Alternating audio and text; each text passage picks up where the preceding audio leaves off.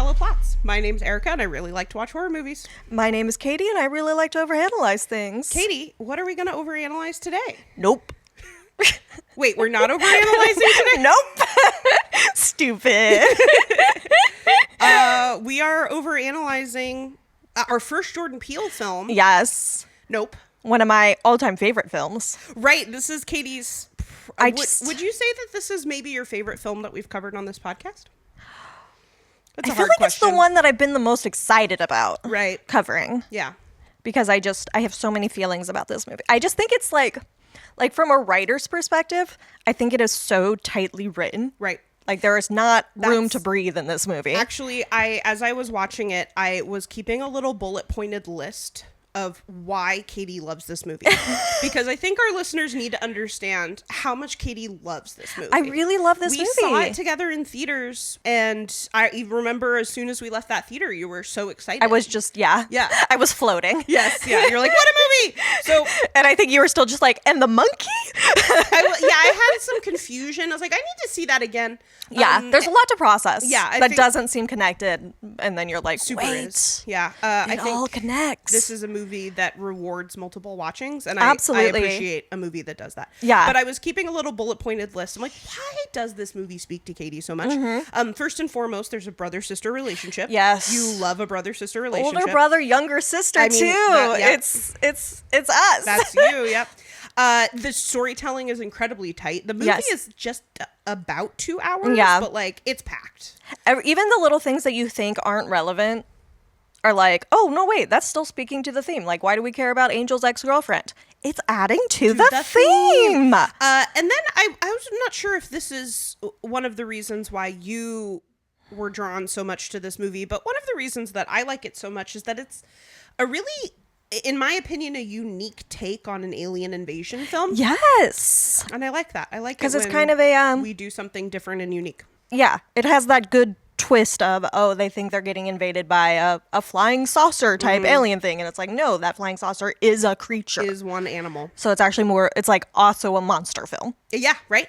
Yeah, it's a horror film, it's a sci-fi film, it's a western, yeah, it's a comedy. Yeah. Yes, it does it all. Yes. Just like M. Haywood. Yes. And it has Kiki Palmer in it. And Daniel Kaluuya. Yeah. And Keith David. Yes. And Steve Yeun. I mean, packed. Packed. And who could forget Brandon Perea? Yes, scene stealer. Absolute scene stealer, yeah. Angel.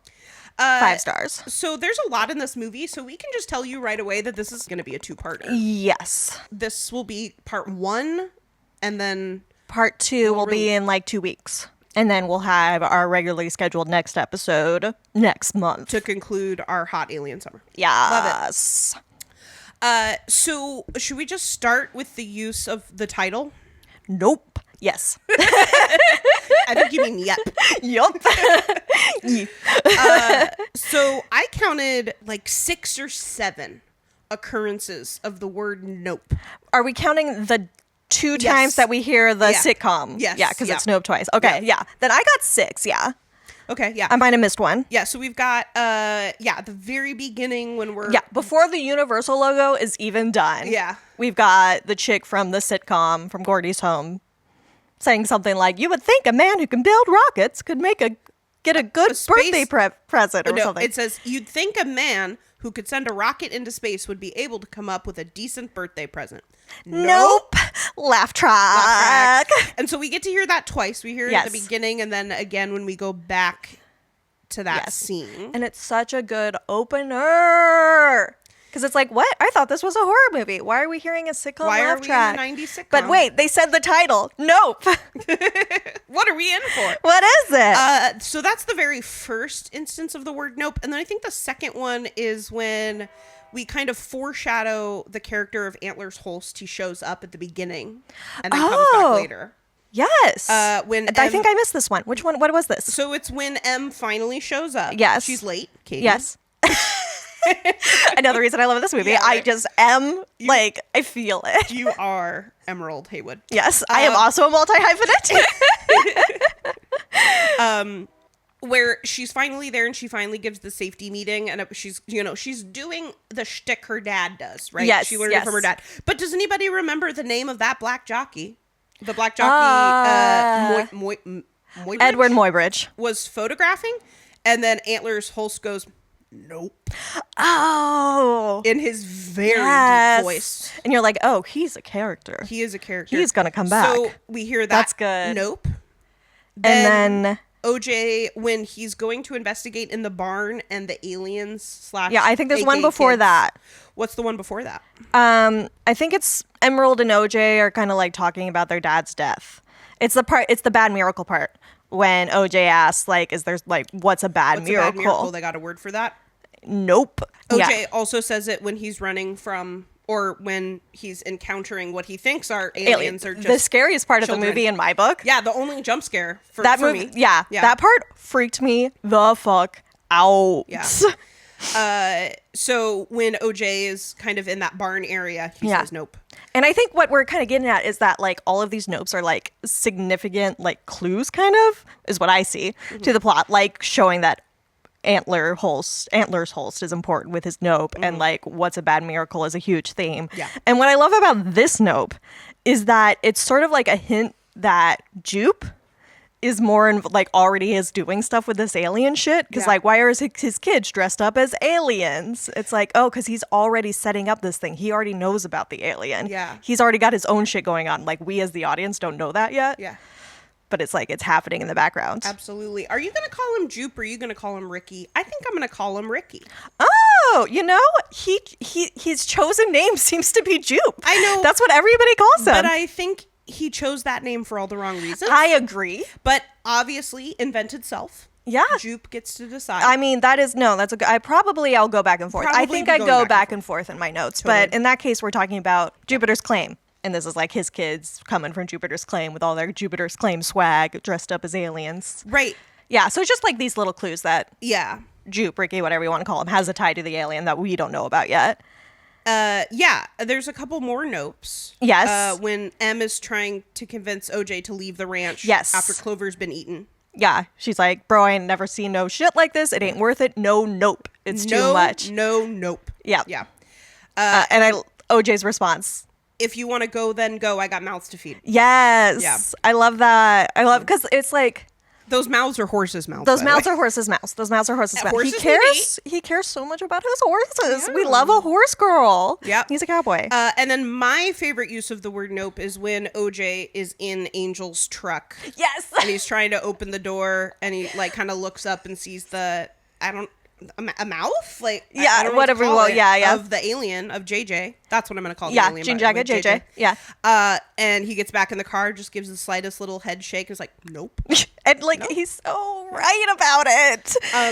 And I think that's one of those things about this movie that's like, I mean, Jordan Peele talks about how like part of why he called it Nope was that it's supposed to sort of speak to the people who don't really like horror films or like think, they like hear that it's a horror movie and they're just automatically like, nope, which I understand because I am also like that until I get an Erica approved. Meanwhile, like response, I'm like, I don't know. Meanwhile, I'm a yup. Horror movie. Oh, good. Yeah. So it's like supposed to be that. But I also think it's great how it's like that joke about how like horror people in horror movies are stupid. And just kind of like get into bad situations. And it's like, just no. Just no. Just go away. Run away from that situation. And that's like such a classic example of him like looking out, seeing it, and then just being like, oh no, not fucking with that actually. Wait right here. We're just gonna hang out. Yep. I learned a little bit of the etymology of the word nope. Oh, what? Yeah. So it's been used. It's giving literary corner. Yeah, thanks. I learned from the best. It's been in use for about 130 years. Okay. Nope. So, and it's basically a version of no that does not invite elaboration or discussion. Oh. It's basically like a final nope. Yeah, that P is very final. It is a denial or refusal, right? Yeah. There's no hedge to it, right? It's not like, oh, well, maybe. It's like, no. Nope. Yeah. So when you say nope, you don't really need to say anything else. And like now, in the now times, we use nope as a verb, right? Oh, yeah. Nope out of places. Yes, you're so right. Yeah, it's probably been popularized in like the last decade or something. Yeah. So it makes sense to nope out of something, right? When we leave a situation or end an interaction as quickly as possible. Yeah. And I saw this on Reddit. Shout out to Reddit. Nope, in short, is just like the verbal equivalent of not making eye contact. Oh. Yeah. I just, nope. Just shutting it down. Yep. Not even giving the moment for the interaction. Yep. Just like, nope, out. Not Oh, doing that's that. cool. Yeah. Also, I like 130 years ago. So like early 1900s. Yeah. Late 1800s, early 1900s. That's cowboy Turn of the territory. That's true. That is Wild Wild West times. That's true. Among I mean, I don't know if things. that's related to the origin, but I'm just thinking. I mean, the way I see it is that like Jordan Peele works very carefully. Yes. And I think you've mentioned it. I think you've mentioned it before that you don't necessarily subscribe to like the auteur theory of film, that like the director is like the author. Yeah. And every choice in the film is a like decision by the director. Right, yeah. You're not really No. you don't buy it. Because I think in general, film is so collaborative that it's really hard. And I actually think that's one of the things. I was reading some interviews, like one with Jordan Peele and Keke Palmer, talking about like one of the things she loved working with him. Like one of the reasons she loved it is because he's like very collaborative, and there are like things that they would tweak in the script as they were going. So like even as a director and writer, he was still like very collaborative. But you could tell also that this is like his movie in a lot of way. He's got but he's ideas, and he knows things. But he's like also open to other people's ideas, and you hear that a lot. Also, I read a few interviews with the costume designer because the costume's really the costumes good. Are really interesting. And she talked about how it's like was really crowded, and she would like go to them, and they would like talk to each other about Jordan Peele. They would like talk to each other about What are like we different gonna do? ideas, different choices, and he'd be like, "Oh yes, absolutely great idea about things." You know, like he would take on people's ideas. Like the guy playing Angel, Brandon Perea. But I don't. You can I don't know pronounce how it better you would than I say can. yeah. I've never seen him in anything but this movie. He was known for something else. Oh, he's in Twisters. Oh, haven't seen it. I mean, neither, Well, but I maybe did one see day. that on his credits. Yeah. But he basically was like, I don't want my character to die. And like convinced Jordan Peele to not kill Angel. That's right. Angel was gonna die. Yeah. So I don't know. Yeah. So I don't. Meanwhile, I think the director is very important and is Yeah. definitely a driving force, but I think there's too much in like small actor decisions Yeah. and just like costuming, set design. Like obviously he's had a hand in all of it. in part 2, we'll talk about like the music. Yes, yeah. Where it's like it's all collaborative with the director, Yeah. and in this case, the director writer. So it's like even more his show. Yeah. But it's like I don't know. There's a lot of back and forth, I think, in it. Totally. Can we just actually take a second to just talk about Jordan Peele? Yeah, I would So, love to. I love Jordan Peele. I liked him when he was on Key and Peele. Like Back in his Key and Peele days. When to me he was like just a comedian, Right, yeah. And then I remember the first time I saw Get Out. And I just love all of Jordan Peele's movies, and I'm so excited for him to make more. I know. But I have to say that of this trilogy, it's not a trilogy, but of these 3 films, Yeah, Get Out is probably still my favorite. that's fair. I It's a lot of people's favorites. But I also do really enjoy Us, and I really enjoy Nope. I think, yeah, I love Get Out. Us, for some reason, didn't hit me in the same way. I think maybe because it scared me a little more. It is a little more unsettling for sure. Yeah, I was just like, and so- there were things that I loved about Us, rather. Yeah. Like, again, something that he also does in this movie, the like repeated imagery, especially in that one, because there's this whole like clone doubling thing Yes, of like, right, and yeah. there's like the scissors and the bunny rabbits Yeah. with the ears and the rock, paper, scissors that they're playing. And it's just like 11-11. And like, it's just so good. But I think we would just really be remiss if we didn't talk about the fact that like a lot of Jordan Peele's movies are pretty much all about some form of social commentary. Yes. And usually there's a huge theme of like race and race relations. Yeah. And we've mentioned this before, but just one more time, Katie and I are So white. So it's not really something that we understand within our experience, but it's still like something that I just so greatly appreciate seeing in movies. Yes. And like the way that Get Out really does have to be a Black story, you know? But the way that Us and Nope don't necessarily need to be Black stories. But they benefit so much from being Black stories. Right. So we just like get the representation, and like even though It, like, it's a adds story more that could be layers. told, Yeah. right. It's like the story would be relatively the same. Yeah. You know? It would just be missing some of those like layers and those Yeah. like deeper. It's just such an interesting perspective that I just don't think we really get to see a lot. Yeah. And we get to see them in Jordan Peele movies. And I appreciate that now we're getting to a place where like this I think is an important part of representation for like, I definitely am more familiar with it from like a queer perspective of getting to that point where like not every like movie about queer people needs to be like a queer movie. Yes. Yeah. Like Bodies, Bodies, Bodies is a very queer movie, but that's not like it doesn't necessary for it. Yeah. And yet it adds something to it at the same time. And I feel like there's something really cool about where we are now with these horror movies centering on Black people who have for a long time been like kept out of the horror genre or like, you know, always dying first or whatever you want to say, you know. It's like now they get to be like the heroes finally, and also like you can have that racial commentary, or it doesn't need to be like the central thing, but it is adding something. So like it's still a part of the film without being like everything we do has to be about this. Yeah. Where it just gets like, I don't know. I know that from like a queer perspective, it gets heavy. It's like, okay, can we get past the coming out stories? Yeah. Like we get it. Can you just see them like living their lives? Yeah. Yeah, you're totally right. Like, I mean, Hollywood in general, which is what this movie's about, what we'll be talking about. Hollywood in general, and especially like the horror movie side of it, has like does not have a great history, right? of like dealing with race relations in an equitable way, right? So, but like that's ridiculous because like there's literally nothing more terrifying than racism, right? Yeah. Than like being Black in America, or like that, like your safety is constantly in danger because of the color of your skin, something you have no control over. Like I can't think of anything more terrifying. I mean, I can see it again. Being white is just not an experience that I can ever really possibly fully understand. But I feel like I have connections to it being a woman. Right, and existing as a woman. Like the nothing more terrifying than being alone out at night, like that feeling. So this is just all to say that I think we both super appreciate what Jordan Peele is doing. Yeah. And Jordan Peele, if you are listening, reach out. Nope. Reach out. Keep making movies. Yeah. I'm gonna. I know, and I love that each time he makes a movie, it's like, oh, this just seems like, I don't know. Like, he has a way of doing movies that are like, oh, that just seems like something that's been done before, but it's not. He like always has such a good little tweak to it. Yeah.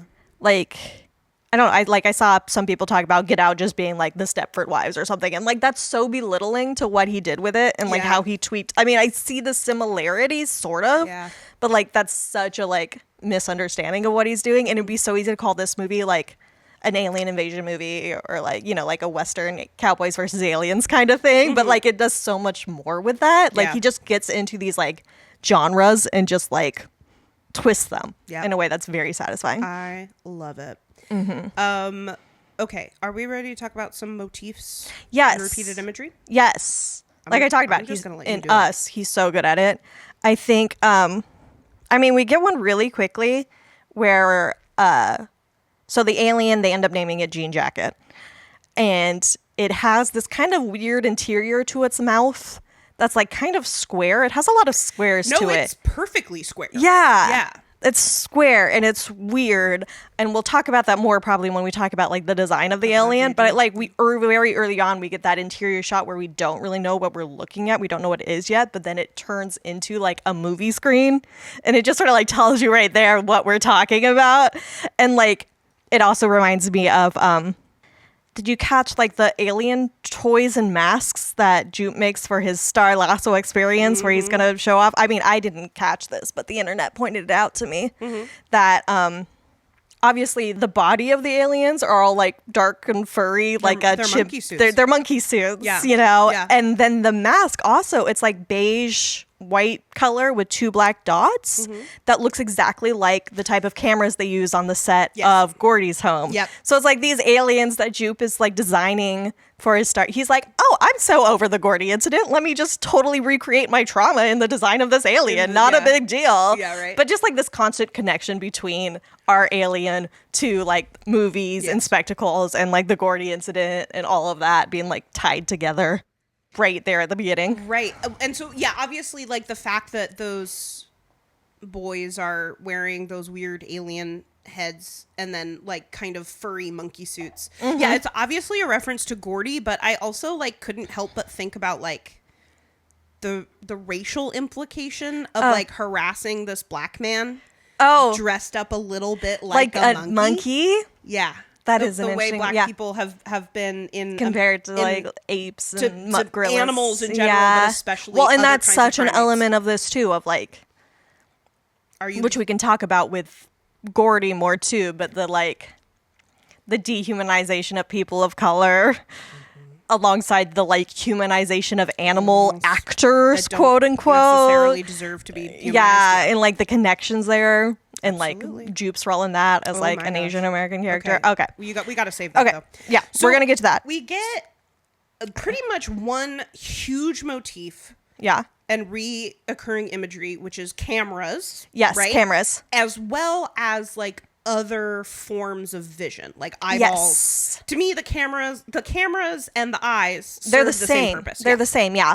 Which we see really clearly with the like mirror ball, whatever that is for. I don't actually know, when OJ is setting up for the commercial or whatever it is. Like some weird movie stuff, like a light check or and they bring it up to the horse's eye to like do some sort of check or something, and the horse sees its own. I think that's Lucky, right? Lucky is Lucky. Yeah, sees his own eyes and like kicks out and gets aggressive or whatever, and it's just sort of like, oh yeah, we're connecting right now, movies to eyes, and we get that kind of mirror imagery again from the TMZ guy, who's there with his camera out, and even when he's on the ground, he's like, do you have a camera? Are you filming this? I need my phone. We'll talk about him more too. But it's just sort of, like the mirrors, the eyes, the camera, it's all like interwoven. And then you just get like so many other small moments of eyes. Like when we do see Antlers Holst again, when he comes back, he's like in his nice little house, looking at film of like animals attacking each other and shit, but the first time we see him, it's just like eyes of all these different animals. Bird's eyes, fish's eyes, lizard eyes, watching their pupils dilate, and and just like all these other little small moments of like the big Jupe balloon with the winking eye. Gosh, more to say about the big Jupe balloon. With the finger gun. And then like, oh my god, I saw from the script, I'm so crazy. I started reading the script and then I was like, Katie, you don't have time for this. You don't need to read the script. But when it describes the Gordy incident right at the beginning, where we do see even at the beginning the little the bad miracle, the shoe that somehow balanced upright. It's described amongst all this chaos. It's described as one drop of blood on the shoe almost makes it seem as if it's winking. Oh. Damn. I was wondering about that. Yeah. Interesting. And then also going back to the costume design, I love M's Jesus lizard t-shirt. Well, it's not hers. Right. It's supposed to be borrowed from Angels. Yeah. But it has that classic like cartoon wolf with like the little hard eyes. The big heart tongue lolly. It's just like another type of like literal visual consumption, which is what Jean Jacket is doing. He sees eyes, or it sees eyes, and then consumes, and also media consumption, like eyes, consumption, eating, consumption. Dude. Yeah. So super quick, because like, I mean, we're going to be using the word spectacle a lot. Yeah. I have the definition right here. Okay. Yeah. So a spectacle is a visually striking performance or display. Okay. So it's like specific to the visuals. Yeah. Yeah. The visuals are super important. Next part, I'll talk about how the sound also does something super similar. But what really got me is that like, yes, we're so focused on these eyes, these cameras, right? But then also the obscuring of being able to see out of those eyes or cameras. Like, I mean, the praying mantis on the camera outside the ranch is a fantastic example. Oh, that's a good one. But I mean, it's also literally in the very first scene where we see little Ricky, little tiny cowering Ricky under a table. We can like, there's stuff happening, but we can't really see it. And this is what I was just thinking about. Like, this is the difference between horror and terror. So when we can't fully or accurately see, or in other ways experience or like understand what is happening, the horrifying thing that is happening. For example, the Gordy's home incident, right? That's like terror, right? That kind of allows our brains to fill in just like the worst we could ever possibly imagine. The unknown makes it worse. The unknown makes it worse. That's terror, right? So, but like if we were to actually see Gordy rip somebody's face off, right? That would be more horrifying, right? Yeah, it'd be gross and it'd be scary, but like not in this, especially if you were duped there. Little Ricky under the table. I also love, I'm going to talk about this more, and like the connection between Ricky and Lucky, but I also love that it's kind of similar that he got lucky. Ricky got lucky by being under that table, by choosing that spot that kind of obscured his sight, because it meant that Gordy, the chimp going on a rampage, didn't really see him, or at least not as a threat. Yeah. And then we kind of have a similar thing with Lucky during the Star Lasso experience, where he's like under a little box. Yeah, he's in a little box. That's kind of like his own little table that he's hiding under. And there's so many connections there. But to make that like kind of a motif, we also then have, for no real reason, Angel hides under a table during the scene where Jean Jacket drops that blood and everything over the... Okay.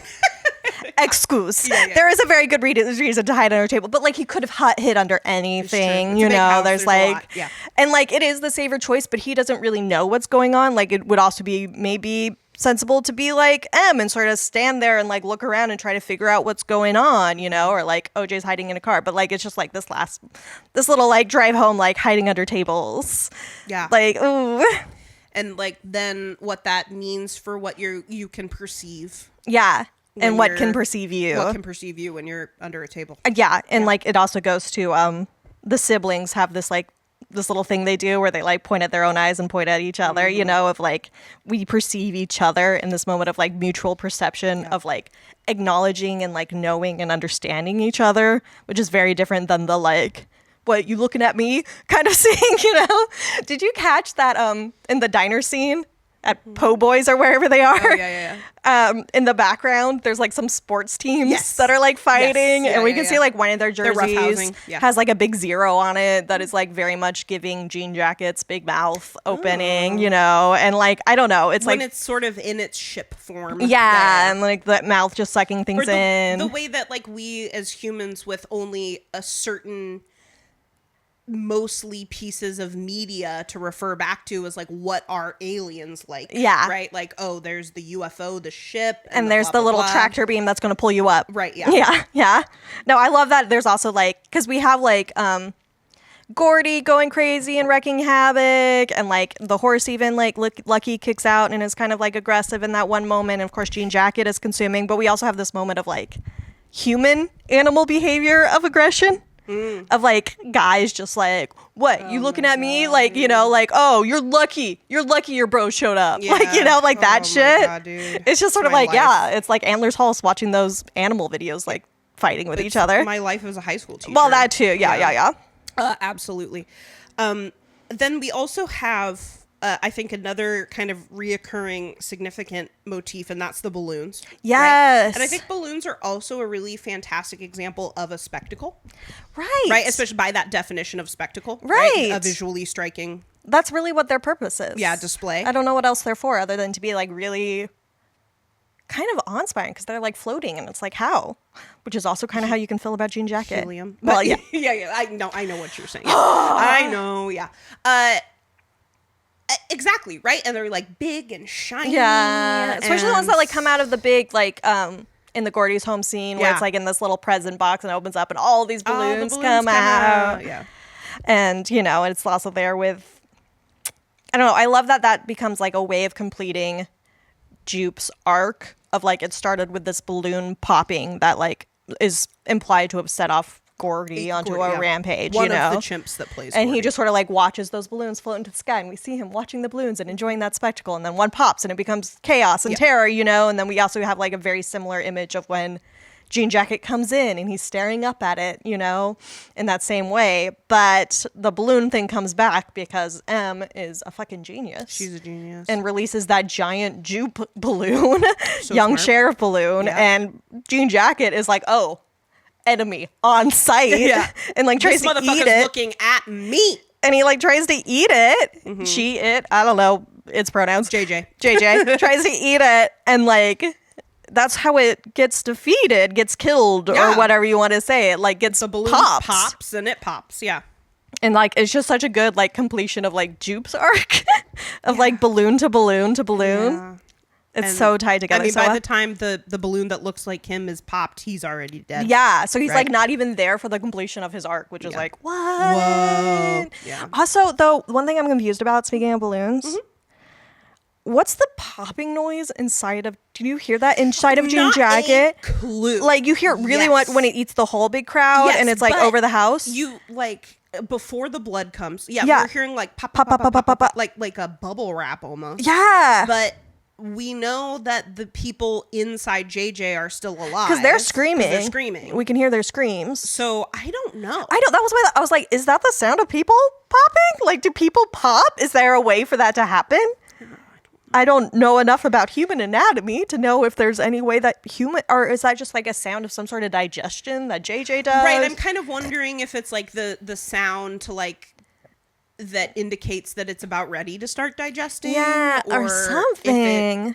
Or if it's the sound of it sort of because it's about to like expel a bunch of stuff, if it's kind of like burping. You know? Because it needs to expel all that shit it's got in it. Right? I don't know. Yeah. Yeah, I noticed that. Yeah, JJ makes a lot of sounds. I know, that which are like, wonderful and really creepy and interesting. scary, and I do not understand them. I'll talk more about it later. Yeah. Right, so we've got eyes, we've got cameras, we've got balloons that have eyes on them. Yeah. Yeah. Because it's all connected, man. It's a theme. Everything you think is a separate motif, you're like, oh no, wait. It's all one big thing. It's so woven. Yeah, so beautifully connected. So my plan for this episode Yes. is that rather than talking about like often we'll do like characters and then we'll get into themes and stuff, like I feel like for me it's so hard because everything is so interwoven. It felt easier for me to sort of break this episode down by like scenes or like collection of scenes that are related to each other. So I wanted to start off with like Otis Sr.'s death, And, Keith David, and like all talking the about the flashbacks we get and like just sort of their relationships to each other. Yeah. Well, just first of all, like, huge shout out to Keith David. I know, yeah. I think he gets 90 seconds of screen time in this film. Good. Boy, he really, Like he looms large over this film. he really brings out the rag. Yeah. Yeah. And like you can just tell his his character's presence on his children. Yes. It's like so felt through it. Absolutely. And the shot of him dead with the huge jagged scar through his eye, of eye. course. So it looks like he's winking in a way. Yeah. It's like it stays with me. Yeah, it's interesting. Well, so first of all, I mean, like the horses are all significant, right? So Yeah. when he's on the horse, he's riding Ghost, Yes. a white horse, Yes. which is the type of horse that we consider like death to be riding in the book of Revelations, yeah. right? Behold a pale horse. Yeah, yeah. And atop a pale rider. Yeah. Of course, Keith David's not pale, but you know. Yeah.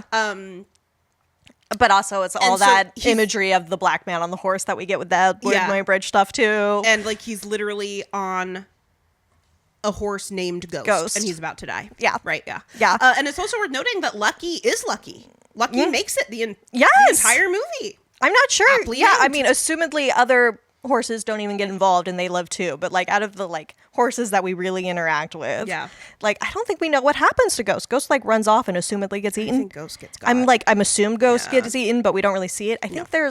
I didn't catch it. Supposedly we can see a horse skeleton inside Jean Jacket's body when the people are going through it.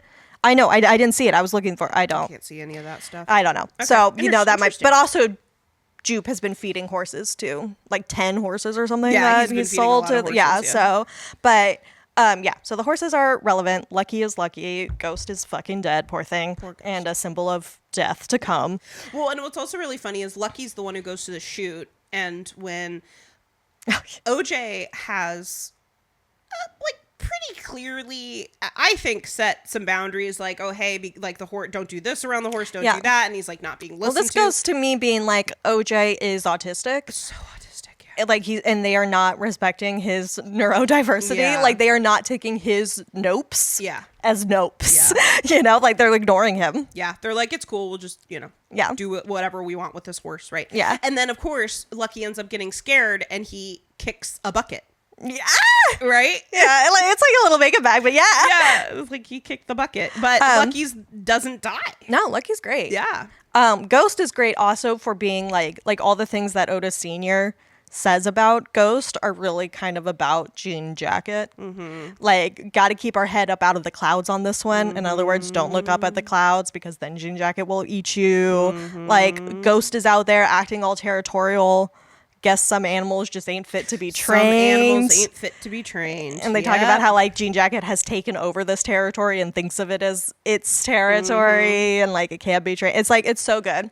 Super quick in the scene, because this the thing is that Otis Sr., you know, he gets that, like, nickel through the eye.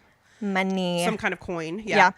And then he doesn't die immediately, right? No. OJ is taking him to the hospital, and he's, like, kind of trying to get him to keep talking, to keep him staying with him. And then but Otis Sr. just sounds like he's just saying, like, a random string of words. It's the name of the horses. It's the names of the horses. Yeah. So, like, Commodore, great name for a horse. So good. Virgil, great name for a horse. I heard him say toast, but I think this is probably Ghost. Yeah. Or he's got a coin in his brain, maybe. And also another one of the horses was named Beethoven. Oh. You can just tell that this family loves their horses. They love their horses. Yeah. They really love their horses. Also speaking to like what we see and what we don't see and like the horror terror thing, I really like that because the camera is on OJ and he misses the moment that his dad gets struck by the nickel. 'Cause he's turned around. The camera misses it too. Yeah. Like we don't see it. We have OJ sort of reacting to like, oh, shit's falling down. There's weird noises. Yeah. And then he turns around and we just see like the horse sort of like starting to walking go away and like Otis sort of just slumps off of it, but like we don't actually see what happened. I just think that that's really good. And also, I think it's really interesting that we see that OJ keeps that coin. Yes. They, like, put it in a little evidence bag for him. Right, yeah, and, a little like, medical bag or whatever. Yeah, whatever. And, like, he just takes it home. And he like pins it to the wall. To the wall in his room or somewhere in that house. Yeah. And, like, I also think it's so significant that like it could have been a key or something, like there's a key that gets into Ghost's flank or whatever. Like it could have been something else, but it's money. It's money. And like that's such a driving force, I think, for Otis Sr. is money. And like we know that his little horse ranch, whatever, is like failing. It's not like good it's for having money problems, and that's why OJ is selling all these horses to Ricky and all of that. But that also it sort of made me think of the that incident they talk about why they named Jean Jacket is because that was also the name of a horse that was supposed to be M's first horse that she was going to train. Yep. But instead, at the last minute, it was taken away from her because they needed to train it up quicker so that it could be on the Scorpion King. And then they didn't even end up using horses. They used camels, so they didn't even get to be on Scorpion King, you know? And it's just this idea of like Otis Sr. sort of like putting money above other things and like the business above other things, but also that being like that dad thing of having to provide, and like that's how he puts his family first, is by making money. So it's like more complicated than that, but like money as like a motif for him and for the Haywoods. Right, that money is so important. Also, like something that I saw, like I was just watching some YouTube videos about it, is like he's killed by a coin, a literal token, which is not unlike the way Otis Sr. and his family are treated. Oh, right? Yeah. Same with Ricky yeah. Jupe. Ricky Jupe, Ricky yeah. Jupe. Yeah, that they're all kind tokens. of these tokens. Yeah. Right? They're like... Because, yeah, they're like the only black-owned horse trainers. Yeah. Jupe always stands out as like the Asian kid. Yeah. Oh, that's interesting. Yeah. Right. So yeah, obviously like money, it's never, well, no, I mean like it is kind of explicitly talked about, but like it's never like a big part. I don't know what I'm trying to say, because it is kind of a big part of the movie. That is why. Yeah, it's all kind of background stuff, really but it's not explicitly really talk about it. But it's like always in the background. Like I love the sort of implication that M is kind of homeless. You know, she's always just sort of bouncing around. She's like, oh, yeah, I got a girl I'm staying with. It's cool. Oh, yeah, I'm going to stay at the house for a little while and I'm going to go. Like, she doesn't seem to be living anywhere. And she's like always hustling, as they say, you know. So she's having, you know, and she's like, oh, I'll cover this. You know, I'll pay for this. Don't even worry about it. You know, like because OJ has his own money issues and like how are they going to like keep the Jupe is trying to like buy out the whole ranch. Yeah. which is so interesting. He I wants think all their land. Yeah. it goes back to that thing because the bad miracle thing happens because they're talking about fucking shit just fell from the sky and killed their dad. Like, what the fuck? That's nutso. Yeah. It's like, how do you account for that? Yeah, right. Like, that's an act of God or something. And they try to. They're like, what does OJ say? Is like, they said it was like a prop plane. Yeah, accidentally that killed dropped Pops, a bunch of shit. But he's like, I'm pretty much immediate. It's like, I don't Yeah, really because he's buy like, that. I looked up, there was nothing in the sky. It was There's no cloudy and that was it. Yeah. You know, but the clouds. But I'm just thinking about that in terms of like, how random is it? Because like, Jupe has been feeding this alien. He's been keeping it nearby. He says he met it for about 6 months, which was about around when Otis Sr. died. Yeah. And like, so Otis is kind of collateral damage. Like, it's not like completely random though, because like, he's also been taking advantage of this family's financial issues. Yep. Like, we already know he bought out Gold Rush to put Jupiter's Claim there. So he's like kind of making this little invasion into this area, and then he's buying out the horses. He wants to buy out the whole land. Like, he's feeding the horses that he's buying from this family to this alien, which then kills this father from this family. Like Otis's own horses are being used to then be his downfall. Yeah. So it's like, it's not really a bad miracle. It's like, there are things that led to this. Right. And it's almost sort of like what Ricky is trying to do is sort of like a form of colonization. Yeah. Right? He's like, all of this is mine. Yeah. All of these resources are under my control. And you can stay or go. Right, yeah. It really doesn't matter I think much about to it's me. really interesting in terms of like, yeah, in colonization as like a form of invasion, and then Jean Jacket as a form of like invasive species. That they're both kind of being like possible colonizer. And that Jupe, I think it's really brilliant actually that he ended up being like an Asian actor. I think that adds a lot. But he was originally going to be cast as a white dude. Like, they had a white actor in mind, which I think would add to that sort of like colonization and like taking advantage and trying to get these black families like ranch away from them. Yeah, like, I think that's been in their family for generations. Has it been in their family for generations? It's my understanding that like Okay, cuz okay. this was one of my questions I had about Pops. Okay. Otis Senior. Pops, as OJ says. Otis Senior. Yeah. Pops did something when he made this place. He changed the industry. That's real. I can't just let that go. Oh. So he's like, I got to hold on to Pop's business. Just because they weren't always horse trainers, it doesn't mean they didn't always have the ranch and weren't always involved in the horse business. But it does seem like some part of this was Otis Senior who like made it. The Otis Senior built To the point where I was almost even like, what they have. is Otis Senior telling the truth when he says that black jockey is a part of their family? Because there's like no actual written record that it is. Like, is he actually making that shit up? Maybe he is. I mean, there's no evidence for that, but no. Well, that's the thing is that in the real world, we do not know who that guy is. yeah, We don't know. yeah, So I guess that's interesting. I never thought about any of the Haywas being like untrustworthy. not untrustworthy. I mean, I guess untrustworthy, but in the way that we see M be very like showbiz. Yeah. Where it's not really, that's not really lying, but it's about telling a story to get the business out. And I think that's like, I don't know. I think that's like, you can tell kind of that Otis Sr. was the whole package because he can do that face stuff and he knows horses. Yes. Which I think is part of the problem with M and OJ trying to take over the business, where she can like do all that shit, but she doesn't actually know the horses. Right. Like her version of a safety thing, like she does not go over all the safety shit that she should.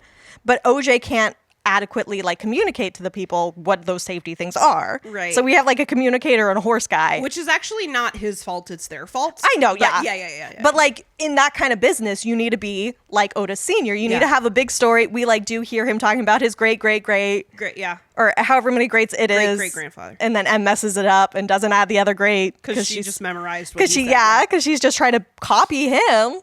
Yeah. I don't know. I just find it it's interesting the way that Emerald and OJ are, again, kind of going back to the coin thing. Like, they are two sides of the same coin. Yes. That make up one Otis Sr. Yes. That's such a cool way to think of it. Yeah. So that's why. Yeah, because they can, like, he was the perfect package. They need each other to be that. Their powers combined. Yeah. Because they're definitely parts. out of step with each other at the beginning of the movie. Very much And then so. by the end, when they're doing that little ICU thing, it's like, oh, they are working together. And that's like when they start to succeed. And it's so good. And it's siblings. Teamwork makes the the dream work. And I also do think it's interesting, like, in terms of, like, how they remember their dad. Like, they still have so much trauma around that. Oh, my gosh. Yeah. Like, not just their dad's death, but, like, how M relates to... Like, she clearly had a very different relationship with her dad than, like talking about that whole scorpion thing, king thing. Like, to Emerald, that was the moment when her dad let her down. Yeah. Whereas to OJ, that was, like, the first time Pops took him to the took him on set. So it was, like, a very different experience for both of them. And, like... And also the way that our memory is super fallible, because Emerald, while, of course, that's, like, a very important, like... event that happened in her life, she doesn't recount it completely accurately. She says, like, for some Western. Yeah. And OJ's he's like, it was Scorpion King. But then there are other parts that she remembers that he doesn't, like, where she's like, and I remember you looked up at me. You know, Dad didn't care about me, but you looked up at me and you saw me and we saw each other. And he's sort of like, yeah, I guess. Like, it doesn't seem like OJ really remembers that part. Yeah. So, like, the parts that stand out to you, I don't know. And it becomes this weird wedge between them of, like, how they remember their dad. Yeah. Because it becomes their relationship to, like, the ranch and the house where they're living. Yeah. And we don't even know about their mom. No, we get, like, nothing. We get one photo, like, I think it's a photograph, of yeah. a black woman that we just assume is their Yeah, mom. because it kind of the camera focuses on her for a second. And then blurs. And then blur, yeah. And it's like, I'm going to assume that's your mom, but they never, like, explicitly mention their mom. Or, like, talk when she about their died, mom, when she was no longer. how she died. Was she still around during the jean jacket incident? We don't even know. Yeah, right? For all we know, she's still alive, but that would be weird that she wouldn't be involved in all this. Right? But, you know, if her and Otis Sr. broke up, I don't know. I don't know. Oh, one thing. I guess this could have gone in the motif section. But, like, the importance of names, kind of like we talked about with the horses, Lucky and Ghost. I also think, like, Otis named his son after himself. Yeah. Like, he decided he was going to start a legacy. Yeah. And he also has this legacy going back to the man on a horse in the Edward Muybridge picture that, like... He's like, now I am Otis Sr. and you're Otis Jr. and this is a legacy that we're making. And this is Haywood Hollywood Horses.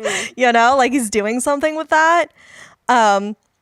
Meanwhile, Emerald, I mean, talking about spectacle again, I'm sure I'm not the only person who's pointed this out, but like Emerald being like a gem, something shiny, something that's made to be like looked at, but also like has a lot of like history of colonization behind it and like blood behind it is like interesting.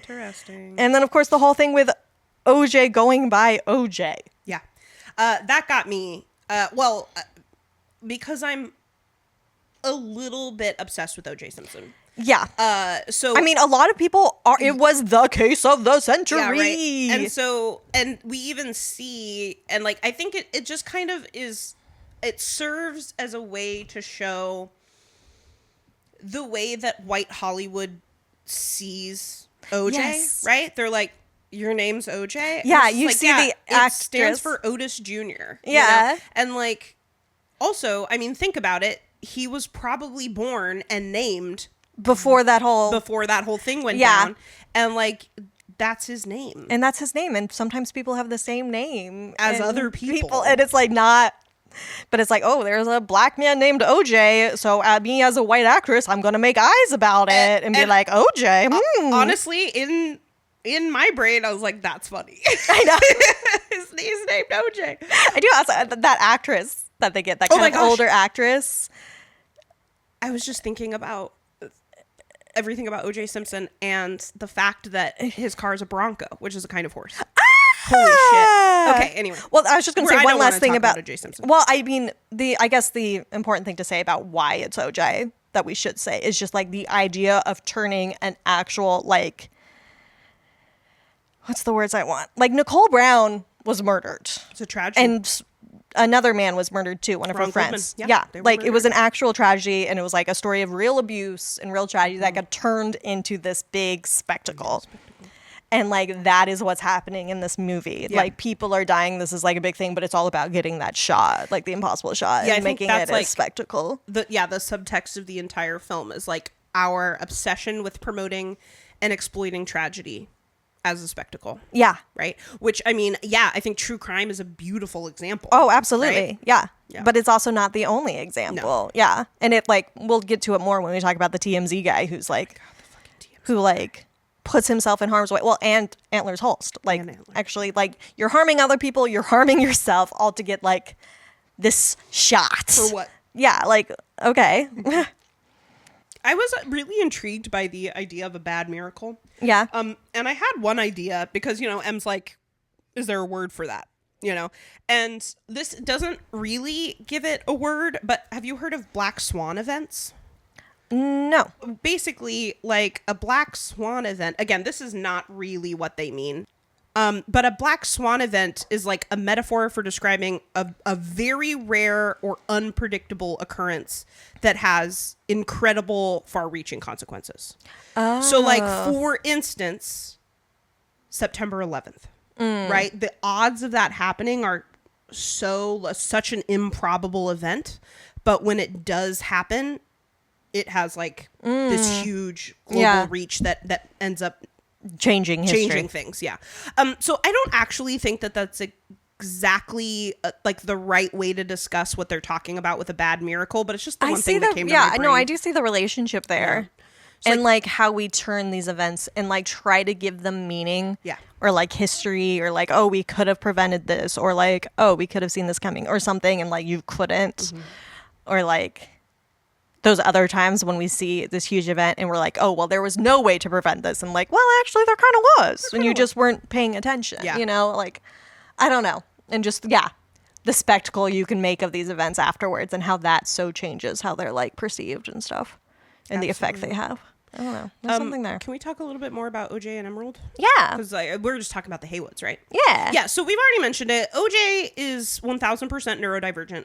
Yeah. I think he's kind of coded as autistic. I think that was my main takeaway, honestly, when I first saw the movie. Because of his obvious difficulty in making eye contact. Yes. Which, of course, works with the theme of the film. Ends up being relevant to the theme of the film. I love how... So he kind of gets to, like, weaponize his neurodivergence. Yeah, it's like his autism is a superpower. Yeah, so, like, his lack of eye contact, he's, like, particularly tuned in to animals' emotions and feelings, But, like, talking to people, he's kind of mumbly and, like... Yeah. A lot of shorter answers. So, yeah, I was wondering, like, how does OJ use what is... meant to me is autism, right? How does he use it to his advantage, right? So he knows that he's not supposed to look it in the eye, right? He figures that out really fast. Yeah, he's the one to do that, yeah. And I think he also just, again, as a result of like his connections with animals, maybe because it was more difficult for him to connect with humans. Yeah. Or, I mean, also, like, he grew up in kind of a rural area. I know. I'm wondering what kind of social scene he had growing up. Like, other than his family. Yeah, like he was friends with his sister. Did he have other friends? Right. And so he's the one who said, like, there's a lot of characters in this movie who have, like, one or two lines about, like, the nature of animals versus humanity. Yeah. And taming a wild animal and the nature of predators, right? Yeah. And OJ has probably my favorite one, which is you can't tame a predator. You enter an agreement with them. Yes. And I'm like, that's a really interesting and it makes sense that that's his way of thinking. I think it's really cool that like OJ again and again is like saved by and saves the day using like his like quiet and his patience and his empathy. And, like, how that's not something that men are usually awarded for. Right. In, like, movies like this. Like, those aren't normally, like, popular masculine Especially traits. A man of color. Normally it's, like, more like they're opposites. Like, you want a guy who's, like, speaking his mind and, like, taking action. And, like, doesn't really... aggressive. Yeah, it doesn't really get caught up in the emotional side of things, if anything. And it's, like, it's just, like, such a beautiful inversion of that, like... kind of cowboy masculinity. That, like, kind of aggressive Hollywood masculinity that he has instead. And then it also kind of made me think about, I mean, I know obviously this isn't a slasher, but we love slashers. And it did make me think of that Final Girl sort of like gender blurring about like maybe if this is sort of part of how OJ can be our final girl, because he is one of our final girl. Like he's kind of the final girl. The final girl. He's not the only one. Spoiler when we play Archetype. Yeah, he's kind of the final girl. Yeah. But that like like how a final girl needs those like masculinizing traits to be worthy of taking on the psycho killer, but then also needs feminizing traits so that we can see them in terror and not feel weird about it. Part of me was kind of like, is that happening with OJ? Because like I don't know, like how we is he see feminized just because he's quiet. Well, just because he doesn't have those traditional... I mean, yeah, it's not necessarily that he's feminized, but that he doesn't have those traditional masculine traits that are normally awarded, like that normally action heroes and even like horror movie like final girls normally have, where they're like very go get them, you know, and like he doesn't even get really the final confrontation with JJ. His sister does. That's true.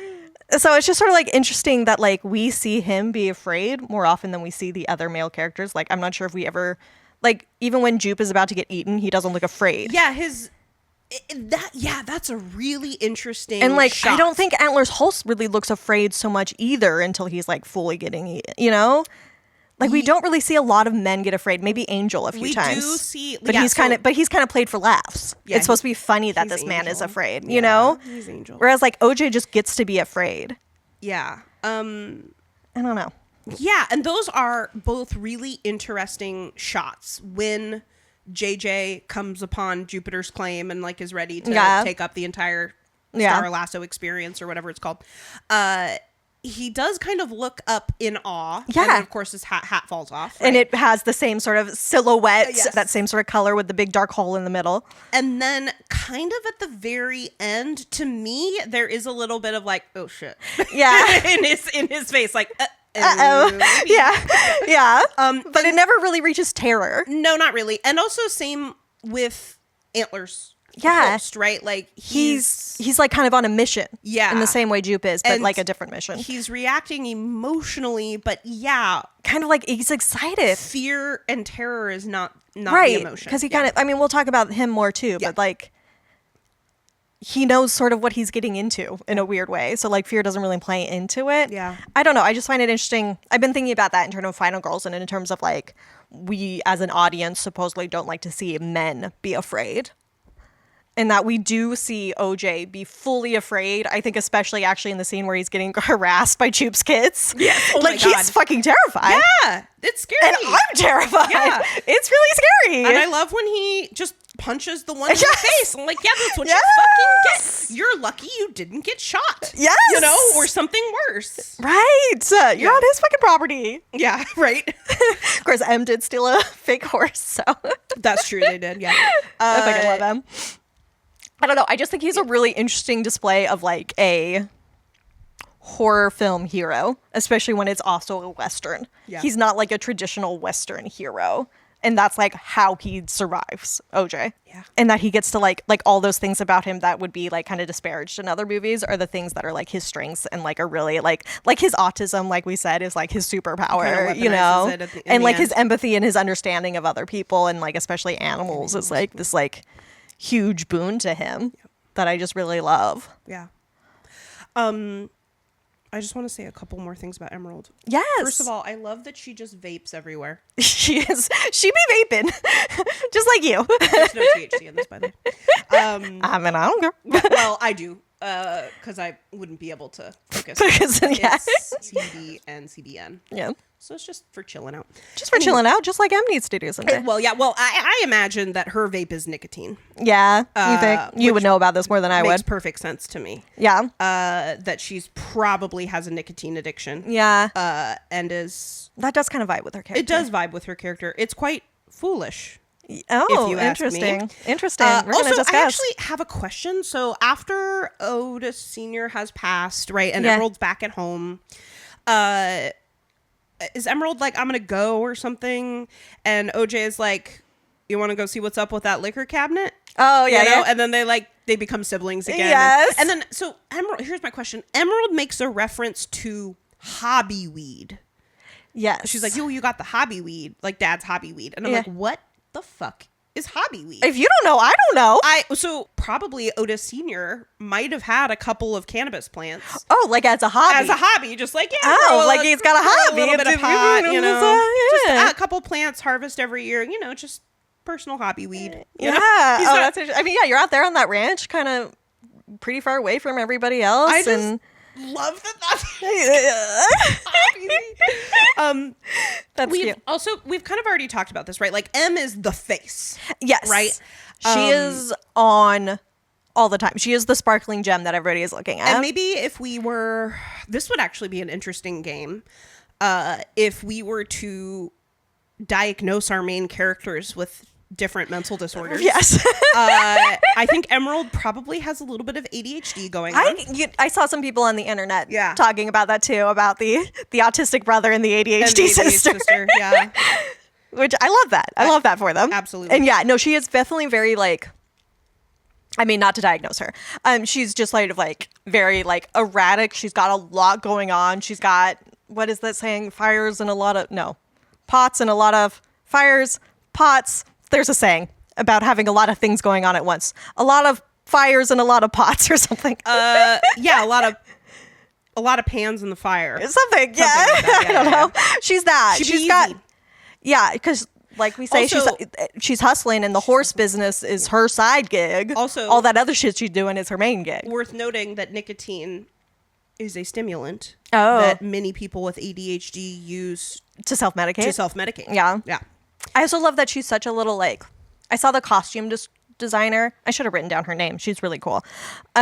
She referred to M's like clothing choices as that she's a magpie, and that she's just sort of taking clothes from like all these different places she's staying. She's wearing a lot of hand-me-downs from OJ. It's like, oh, this is a nice bright color. Helps me stand out. Ooh, shiny. You know, and she has a lot of jewelry though that is probably hers, but a lot of clothes. Yeah, she's wearing AJ's clothes. She's wearing OJ's old clothes. She's picking things up. She has a little bit of like the cowboy, like she's got the cowboy boots, or like she has like a little vest on and stuff. I think there was the costume designer even talked about some of it being like her mom's old clothes. Yeah, that would you be know, cool, yeah. And like I also. Like, she has a way of, like, looking very sort of, like, she just put a bunch of random shit together, and yet she fucking shines. She looks amazing. Like, she looks amazing. Yeah. I love her bright green emerald shirt in, like, the final scenes.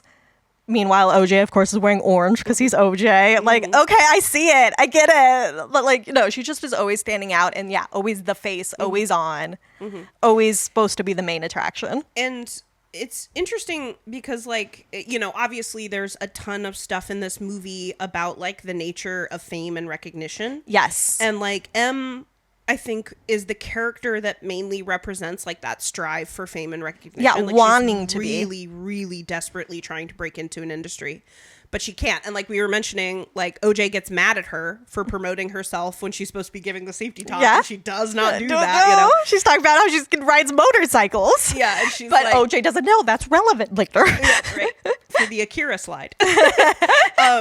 Yeah. Well, and also, again, like the story could be told without the Haywoods being black, but it adds a little something extra, right? Like, Emerald does not have access to these spaces. Yeah. Right? And even with her dad being tangential to the business. Yeah. Like, she doesn't have access. The only way that she can promote herself is by kind of stepping on OJ's toes. Yeah. And being like, here I am. Yeah. I'll do crafty. I don't give a fuck. Yeah. Right. And get me in there. He's like, don't hustle your side stuff. And she's like, that's my main stuff. This is my side stuff. Right. Yeah.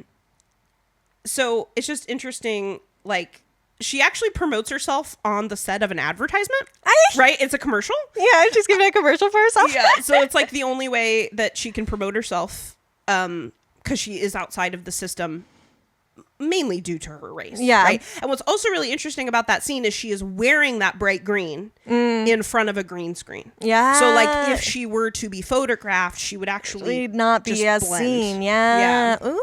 I know, right? Damn. Yeah. I also looked into the costume design. Like, I was looking at everybody's outfits the entire film.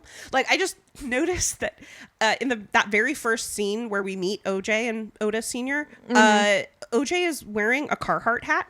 And, like, to me, Carhartt is like that brand that people buy that don't actually engage in physical labor. And I'm like, OJ labors. Yeah. He's wearing it sincerely. I actually did write down the costume designer's name. Wonderful. Look at me. Alex Bovaird. Awesome. Bovaird. Way to go, Alex. And I actually really liked what she said specifically about OJ's clothes. She said, and the idea that he just ended up with these t-shirts. So he gets a hoodie from a trucking company and wears a Mario's Catering t-shirt. He wears his branded ranch hat, Haywood Hollywood horses. We did a lot of branding. There was a lot to say about corporations and money and capitalization and commodification of all this stuff. So having him branded was important. They're all branded. Yeah, and it is just sort of like antlers. Yeah. So it is just sort of him picking up. Yeah. Like, I think Emerald is maybe a little more fashion forward. I think she picks up things that she likes. It feels like OJ is picking up things because it's like he got a free t-shirt for wear. Like, he has his Scorpion Kings hoodie that he's wearing because he was on the set for a while and they gave him a hoodie 20 years ago. Yeah. And he still got It's very possibly his dad's hoodie. It's actually a good point. Yeah. You know? Still in pretty good shape. Yeah. It's supposed to have been from 2001. Well, it's a super bright hoodie. Maybe they never fucking wore it before That's this moment. true. Yeah, but he still just has it because it's like, it's a fine hoodie. Yeah, I mean, right. you know? OJ's not going to waste It shit. gets hot. Or it gets cold in the desert. Yes. Yeah.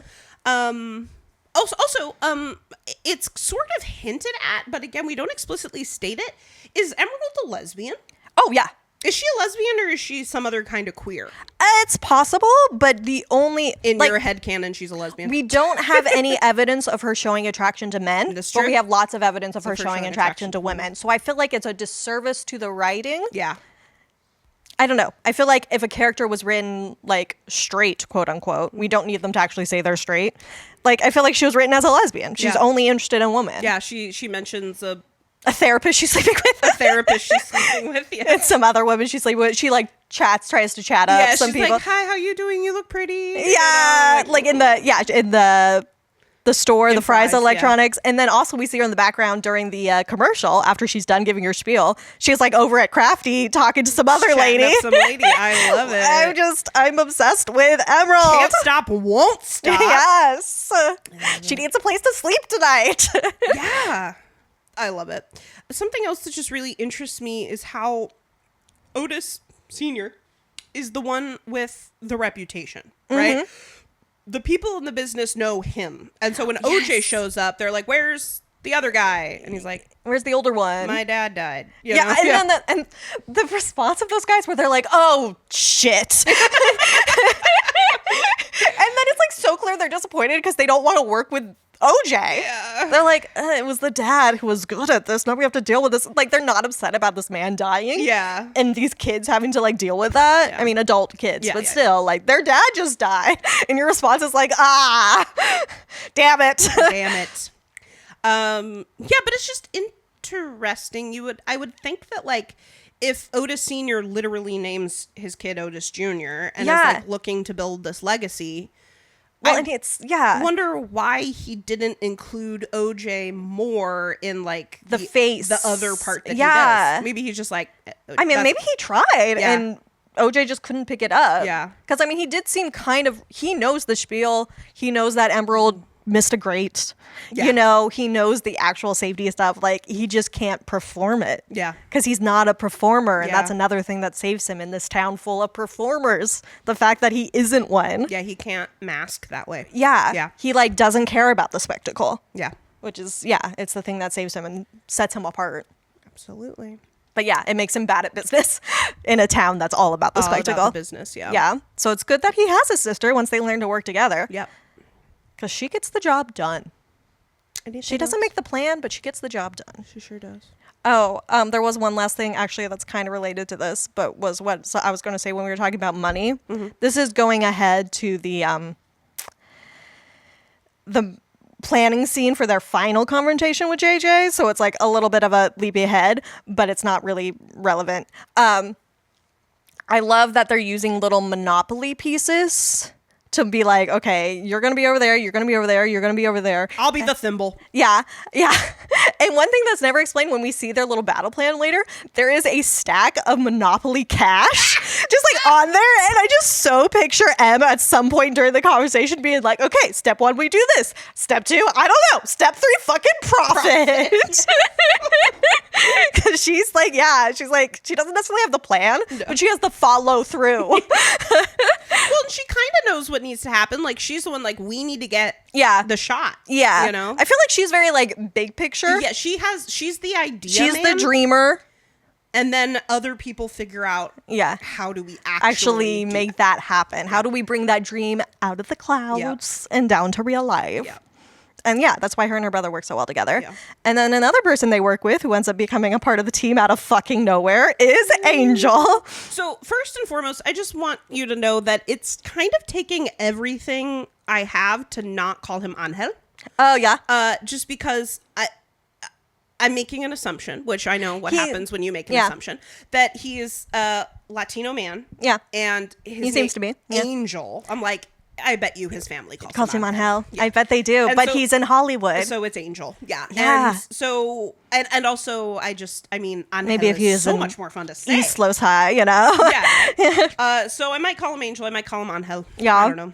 So he's another place where we get the big camera motif. Because the whole reason he's involved in this is because M decides to set up security cameras to try to catch this. She knows we need the big shot. Not a bad idea. Yeah. Yeah. And so that's the thing. So apparently Fry's Electronics was a real thing. Yes. I didn't know. Yeah. And each Fry's Electronics store had its own theme. Yes. And so the Fry's Electronics where they meet Angel has a UFO theme. Yes. I wonder if that's why Angel started working there. I wouldn't be surprised. He's like, I'm good at electronics, and also he watches. I have thoughts way too much about aliens. Yeah, he thinks a lot about aliens. This is true. I know.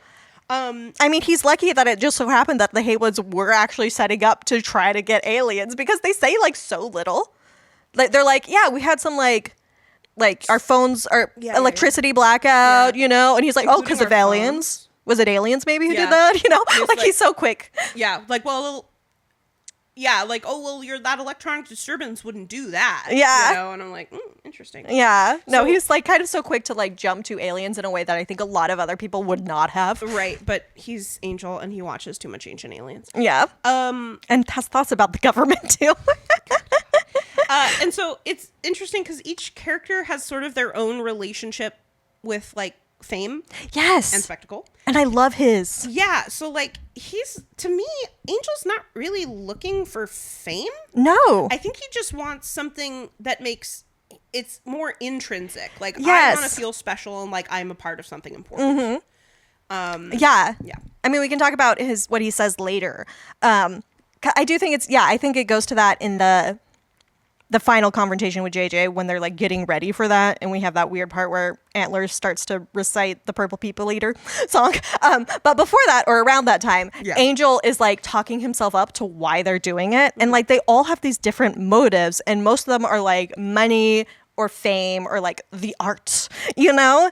And Angel's big thing, he's like, this is important that we do this because like we're doing a good thing. He talks about it being a good thing. Like besides the money, besides the fame, he like literally says, besides those things, we are saving lives and maybe save the earth. Yeah.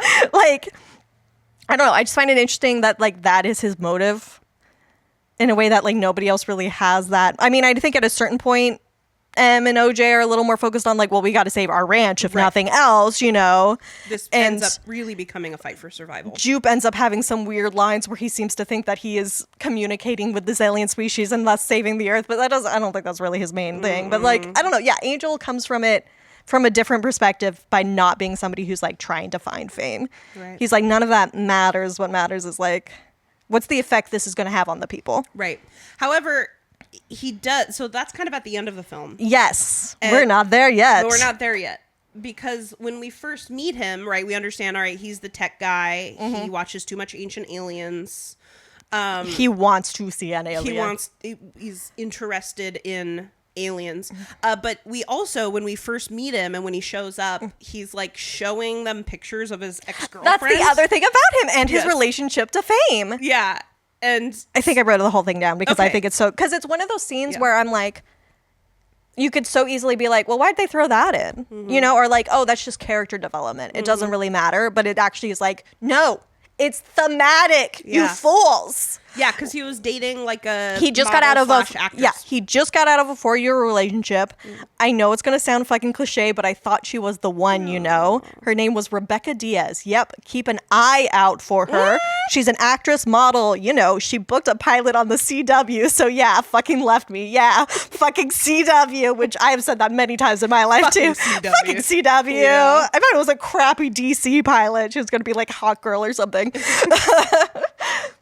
But yeah, him being like, kind of like in the same way that like Otis Sr. was sort of like a side effect casualty to what Jupe was doing with the alien. Like Angel's kind of like a side effect casualty of like the fame machine. Of like, he had this 4-year relationship. He was really devoted to her, as far as we know.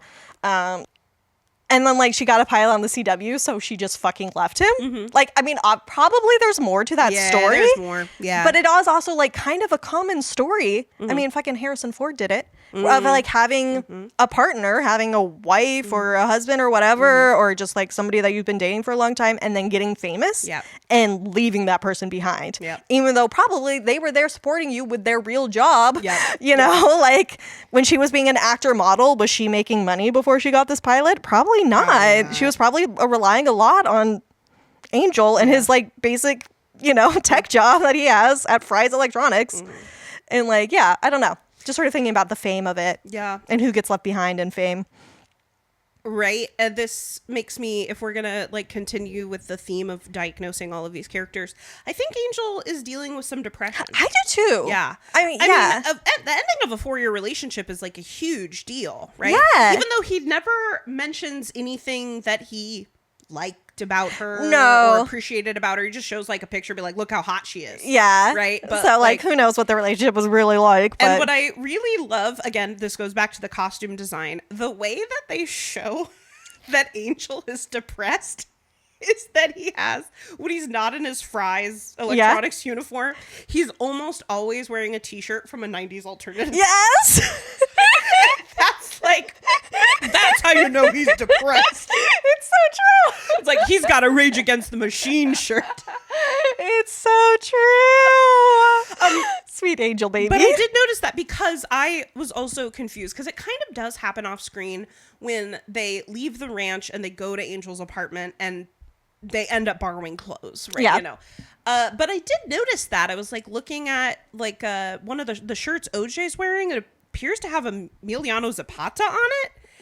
Yeah. I think that might be the Rage Against the Machine shirt. Maybe. I think they just co-opted Emiliano Zapata's image. Yeah, probably they would. Yeah. Because they would have supported that. Yeah, totally. That would have, yeah. Oh, Though he also has... Oh, it's too funny. He also has, I think it's his own hat, OJ. He has like a Malcolm X hat that he wears too. So he's wearing a lot of hats of a lot of like... Yeah. Well, you need a hat when you live out on like a ranch like that, like with the sun. You definitely want head protection, and like also something that we haven't mentioned yet, and it's not like the most relevant, but the sheer amount of dust that kicks up when JJ's afoot, or just the general. I would want to take showers all the time. Yeah. Oh my gosh. Yeah. It's hot. It's sweaty. Yeah. It's dusty as fuck. Dusty as fuck. Yeah. I can't, I know that's part of his like aesthetique. Yeah. But Jupe and all of his little cowboy outfits. Yeah. I'm like, oh God, you're dying in that, aren't you? No, he loves it. He's got to wear his little nudie cone. Like, he needs it. He needs it. But yes, Angel's fashion is so good. Yes. And like his kind of like bleached hair. Oh my God, the frosted tips are so cute. They're so cute. He works it. He works it. He's adorable. And honestly, like to the point where I kind of saw him in interviews with his hair. Not like that. Probably just like his natural color. Like I almost didn't recognize him. He looks very different. Not as cute. Be depressed again. Yeah, an alternative. So it's just interesting because like all of like his shirts and stuff, and you know, are like all of these like 90s alt bands that are tangentially related to Kurt Cobain.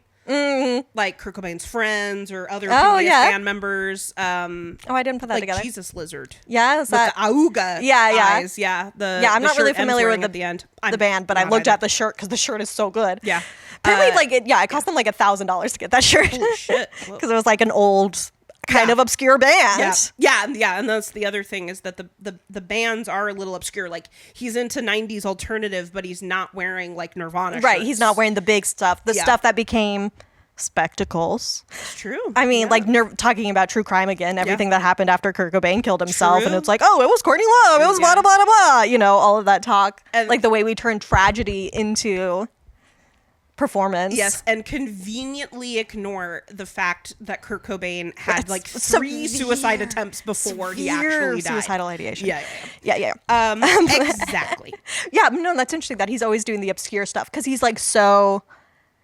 Not in the way that OJ is sort of like beyond the sort of Hollywood spectacle stuff because he just kind of doesn't care. Like Angel gives that vibe of somebody who's like too cool for it. too cool to be in with the popular crowd. It's not that the popular crowd doesn't like him, is that he doesn't like the popular crowd. Yeah, they're posers. Yeah. He's got his cool black nail polish on. He doesn't give a fuck. He had a hot actress model girlfriend. Yeah, but fucking CW, so mainstream. I want to say one more thing about Ancient Aliens. I actually do love. I love that Angel. I don't necessarily want to argue that he's the scholar of our archetypes, but I love that what he brings to the table is alien knowledge. Yes. And I love his whole thing about like, no, it's not a UFO, it's a UAP, because when the government. Yes. Yeah. I don't even know what his ultra is. Also, he's making a good point. So UFO, like that kind of stuff, it's interesting. I know a little bit about it, but not a ton. But like, it's true. It's like UFO is no longer the correct term. It's a UAP. It's an unidentified aerial phenomenon because they're not always flying. Yes. Right? They could be hovering. Yep. Or sort of like, jotting. That's not a word. But yeah, I get what you mean. Juking. Crambling. And they're not always objects. They're not always objects. Exactly. And that's like such an important point to our quote unquote UFO, UAP in this one, because it is neither an object nor I think flying necessarily. Really flying, yeah. I think it's using something else. There was some talk about it being like electrical currents, and that's also why the blackouts or something, that it's like some sort of electricity static or something that keeps it up. I don't fucking know. But it doesn't really fly in a normal sense. It's not a fucking bird or like a ship that's being propelled or something. So it's like, oh, Angel knows the facts. It's true. He has a lot of knowledge, and some of it is very useful, but I do want to push back against the TV show Ancient Aliens because... The racism. Yeah. The idea like, oh no, humans in these civilizations couldn't possibly have created all this technology. Aliens gave it to us. I'm just like, fuck you. Like, you'd think the Mesoamericans couldn't have built their own temples? Like, fuck off. They built their own temples. Yeah. Like, it took a long time, but hey, guess what? Thousands of years ago, all you got is time. Yeah. So everybody please be careful with the TV show Ancient Aliens. And just like the general path that I feel like Angel is kind of going down as somebody who's just out of a 4-year relationship. Mm-hmm. I don't know. So you gotta go get radicalized. I was like, you are in a prime position to get radicalized. You are lucky that you are now dealing with an actual real life alien that will then distract you, I think, a little bit. Because otherwise, I would be concerned for him. I do think, like, he's getting into that conspiratorial thinking that isn't necessarily wrong, but is like a gateway to very wrong stuff. I do think it's interesting, the idea of like his whole thing about how like they changed the name to UAP to sort of like also to sort of like distract, because once the government is like, oh yeah, we just saw some UAPs, not aliens, UAPs, not a UFO, UAP. So it wouldn't like show up in people searching about alien stuff and sort of like hiding the spectacle in a way. What do we see and what don't we see, and like who's hiding things. And like I think he's got interesting points about that, but also it's like where you going, Angel? And the fact that what's the point you're trying to make here? Right? Oh, him. What's the point you're trying to make? Are you trying to say that aliens built the pyramids in Giza? Yeah. And not like, where are you going with this? Enslaved people? Yeah. Like, where are you going with this? Right. Like, I can follow you up to a point. The aliens are real in this case, but also, so is human ingenuity. But also the fact that like he sets up those cameras for them. That's great. And he's like, and I could totally monitor them for you. And they're explicitly like, no. And then he shows up on their property and is like, there's a fucking bug on the camera. I was watching you guys. And everyone is like, that's fully illegal. Yeah. Dude. But is also not that concerned. Yes. That's the weird part. Because it's like, she's like mostly unbothered. She kind of brushes it off. She's like not bothered. She's like, I just want to make sure you know that was like, and then kind of a privacy violation. Yeah. But I feel like it's so coming from this place of like, we're all so used to being surveilled on camera all the time, that is like kind of hard to get mad at any one particular viewer, because it's like it's all of the eyes that are on you. It's like, and in this case, Angel is trying to be like, he's misguided, but he's trying to be helpful. So it's like, it's an interesting position that he's in, where he has a lot of questionable behavior, and he's also my sweet child. Yeah, he's the best. I do love that series of like kind of fake out jump scares we get kind of around this part of the movie where it's the scene where we have the park kids described as aliens and it's fucking terrifying. Yeah. But we also have Messing like with OJ in the barn. One of the other Fry employees come up behind Angel when he's like trying to do it. Whoever that chick is, love her. Just some chick, doing inventory. Yeah, just being like, what you looking at?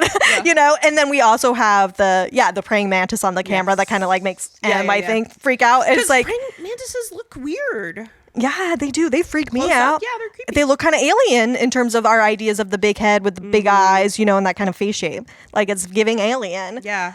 Yeah, like the way that a lot of aliens, I'm thinking about Cloverfield, like aliens will often be depicted with insect-like features. Yeah. There is a connection there because I guess it's hard for us to think of anything more alien than an insect? I guess, because the other thing that, I mean, this movie uses is like aquatic life, which is also very fucking alien to us and that we don't know a lot about.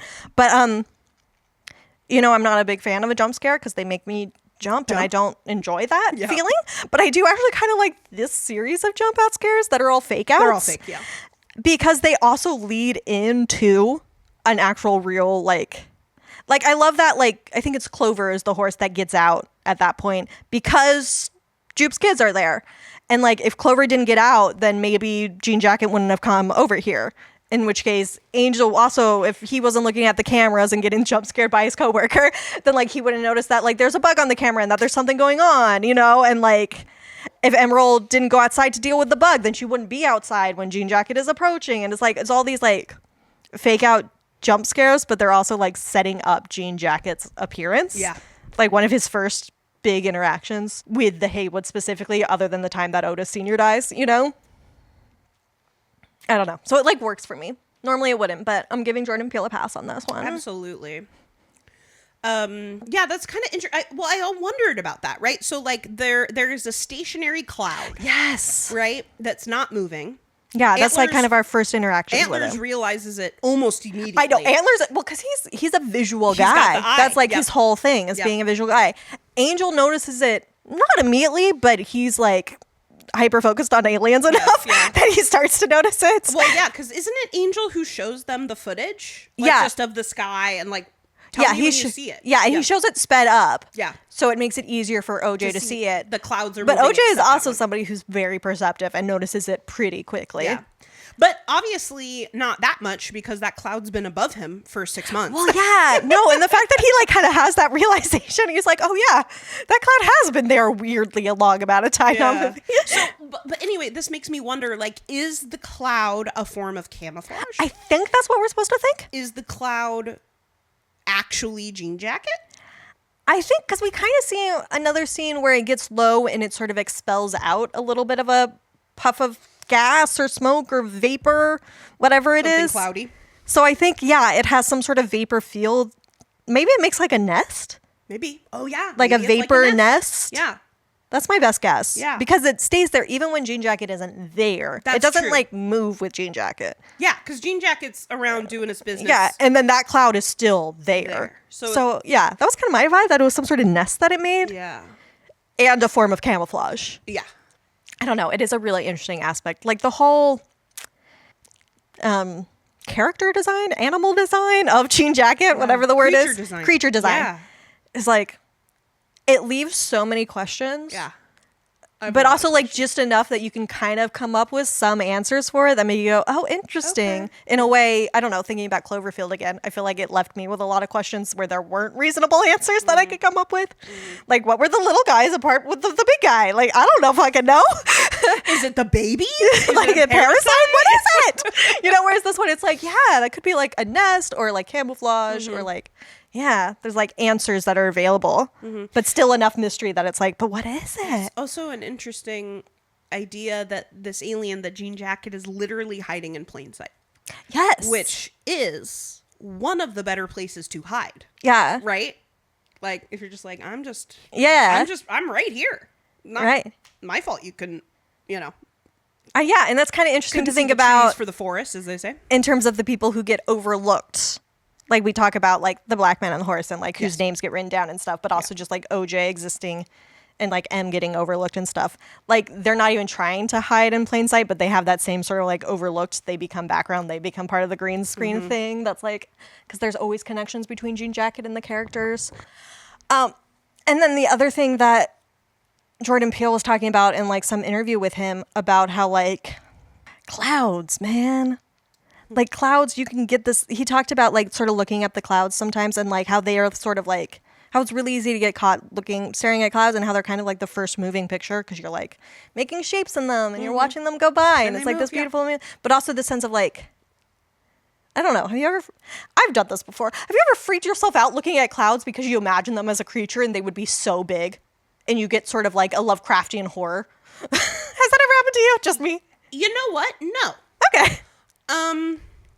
Maybe it's similar to the way some people are when they look up at like the night sky and it's so big and they feel so small. Yeah. I've never experienced that, but I felt that with clouds. There's something just about the sky that is like kind of terrifying.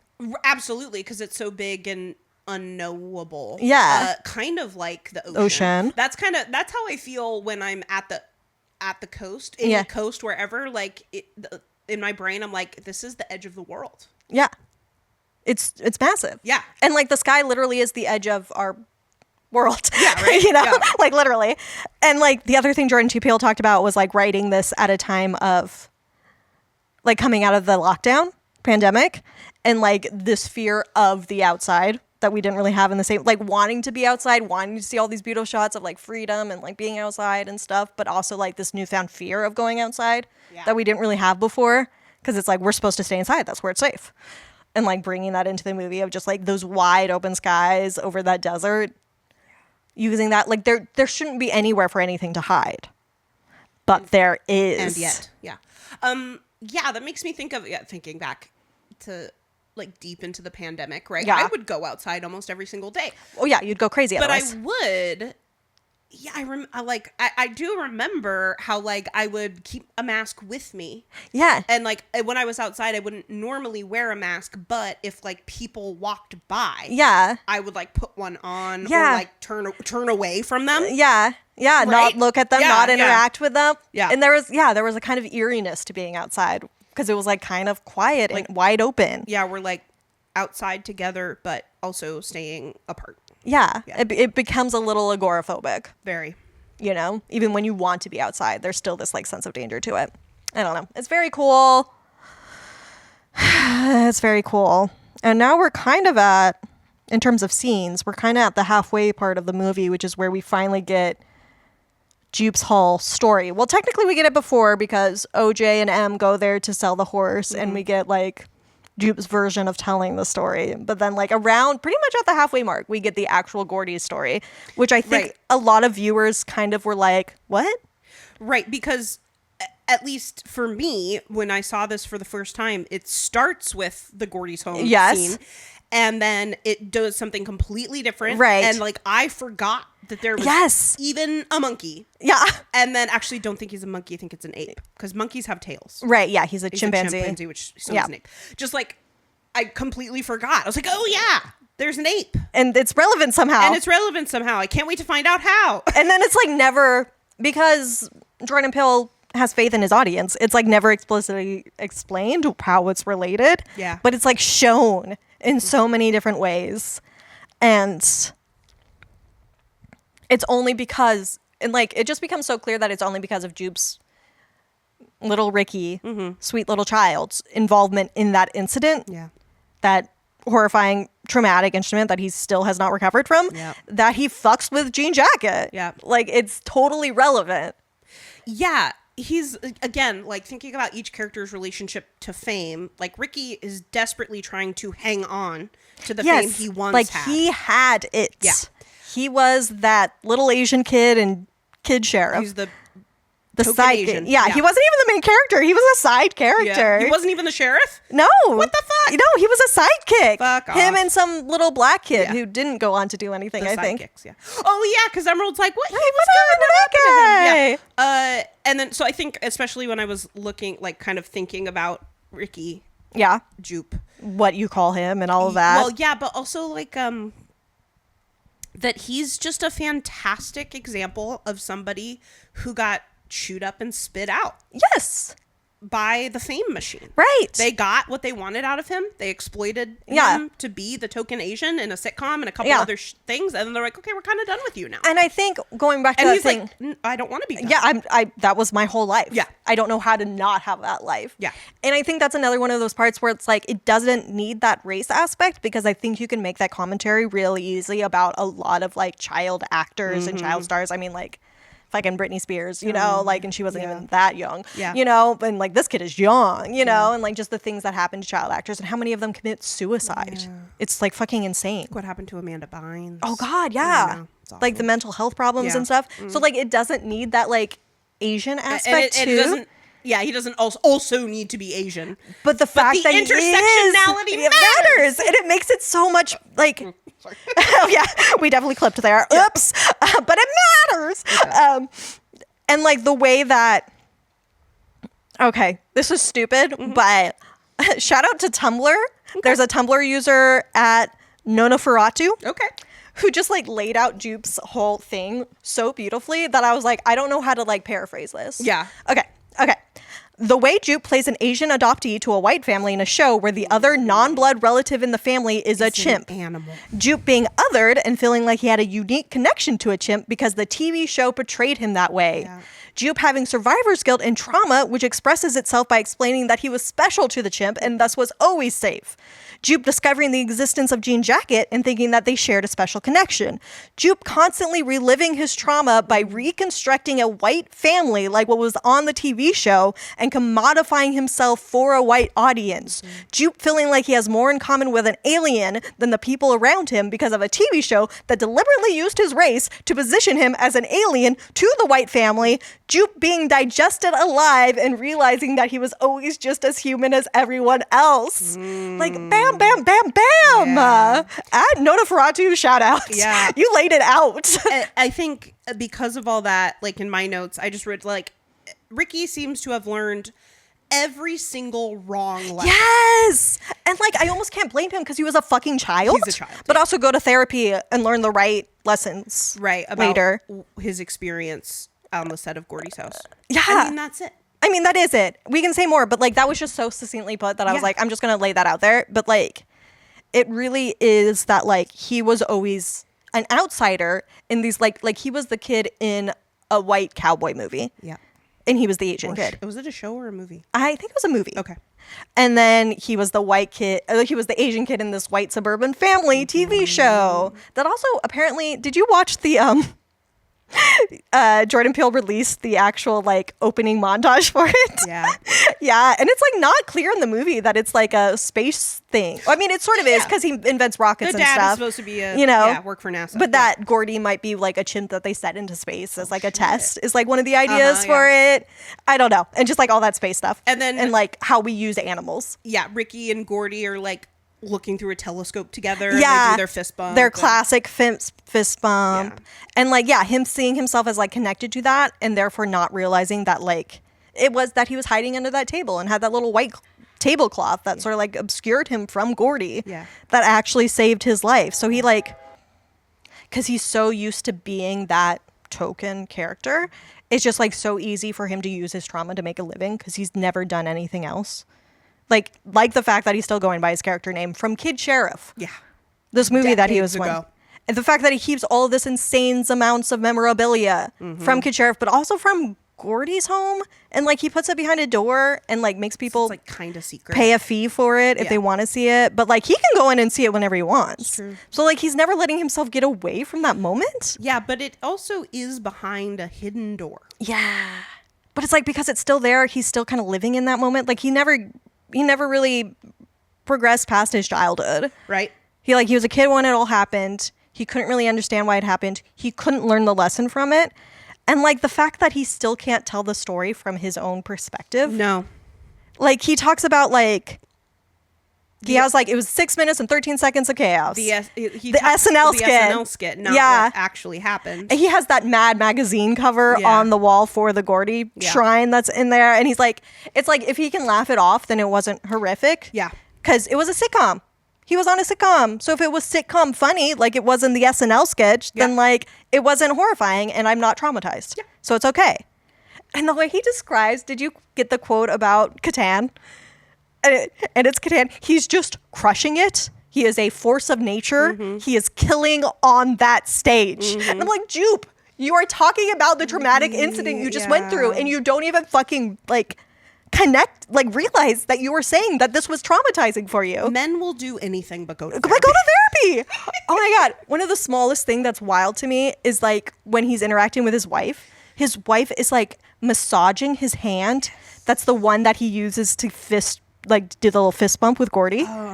And there's like nothing else we really see him use his left hand for. Yeah. But for some reason it hurts and his wife is massaging it. It's like such a small little detail that's never explained. I just really like that. Also, it's worth noting that his wife's name is Amber. And she gets in... Another kind of shiny thing. Amber. Yeah, you're right. But she gets in a pretty important line where like almost every character has some line about like the nature of wild animals, right? Yeah, predators and taming. And Amber says trained animals can be unpredictable. Yes. And she doesn't say it like doom and gloom. She's just like, well, you know. Yeah, because they're like waiting for Jean Jacket. Oh, because Jean Jacket comes early. That's what it is. But she's treating Jean Jacket as like just another one of their horses. No, I think they have that conversation beforehand. Is it when they're trying to get Lucky to come out of the thing? It's somewhere in the Star Lasso experience. I think it's when... Because she's saying it to the audience that's there. I thought when she says trained animals can be unpredictable, in my brain, she's saying it to OJ and Emerald. I'm not sure she ever interacts with OJ and Emerald. You know what? That's a really good point. I think when they go to the office, she's like on the phone talking to somebody else. Yeah. She's on the phone talking to somebody else when they come in because she's being like, we still have 2 exclusive passes to the Star Lasso Experience Friends and Family Discount Show. Yeah. So I'm not sure they ever interact with her. You're right. Actually. But she does. I think she says it to the audience who's there because... I thought she says it to Ricky. Oh, I don't know. And it's just like, yeah, Ricky, listen to your wife. Yeah. Well, I mean, Ricky's there. And Ricky should know. Ricky he does know better than Amber that even a trained animal fucking know better than Amber. Yeah. That's a good fucking point. Yeah. I know. But again, the fact that Jupe gets his whole family killed. He took all the wrong lessons, including like 40 other people. Yeah. Right. Oh my God. Another one of those things that people say about like animals. The OJ line about like, you have to enter an agreement with one. Yeah. The reason he says that is because he says, we're not the reason that Jean Jacket settled down here. That was Jupe. He got caught up trying to tame a predator. Yeah. And I love that Antlers follows that with, Siegfried and Roy. It's just like another famous incident of an animal, a supposedly trained animal. Acting, against its training because they can be unpredictable. Because they're still a wild animal. And I love that it's coming at like the halfway point of the movie. It's like coming back in. And I love that, like you said before, we don't actually get to see it. Not just for like the terror of it, which is fucking great. Just the sound of Gordy tearing apart poor Mary Jo Ellen. Yeah.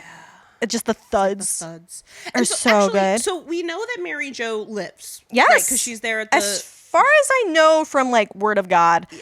Not from the movie itself. Yeah. Like, nobody died. Yeah, I was going to say... There were big injuries, but nobody died. Yeah, I was going to say, like, did Gordy kill anyone? I don't think so. Because when because, again, like, when we hear those stories in media about an ape... Yeah. Losing it, they usually... It's at least, like, what I can remember in my memory is, like, they usually do a lot of physical damage, but people don't die. Yes. Of course, they're like, impacted for the rest of their lives, but like they're still alive. This is kind of getting into the Star Lasso experience, but I do find Mary Jo Ellen like so fascinating, and we meet her first in Gordy's home, and like the connection to actual. I was like kind of looking into like the inspiration for Mary Jo Ellen, like the really clear inspiration. Did you hear about that like Travis the chimp incident? Yeah, because there was like a very rural woman, for people who don't know, named Charla Nash, CH, I'm not sure how you pronounce it exactly. Charlene, maybe? It's Charla. Charla, okay. Charla Nash. Okay. I mean, she became a spectacle because her friend had a pet chimpanzee. It wasn't even for like a movie or something like that. Yeah, it was just a pet chimpanzee. Yeah. And Charla Nash was over there at her like employer / friend's house trying to help get this chimp back into a cage, and was attacked. And like... the clear connection to Mary Jo Ellen is that she, like, her first big media appearance, because of course you have to have a big media appearance after something dramatic happens to you, right, for some reason. Yeah. She's wearing this veil over her face, yeah. and you can just sort of barely see that, like, oh yeah, her face got, I mean, it got fucked. Well, Oprah, because it's on Oprah. It's on Oprah. Describes it as a devastation and destruction of Nash's face. And it did make me think about, like, it made me think about a lot of things. Mary Jo Ellen in general makes me think about a lot of things. Like, the fact that, I mean, in that interview that Nash gives, I watched it. You did? Yeah. Okay. She talks about how, like, she isn't in pain anymore. And she actually, like, doesn't really, like, remember the situation. And she can't see. Like, she lost her sight in the attack. So she's wearing that veil for, like, other people's comfort. Yeah.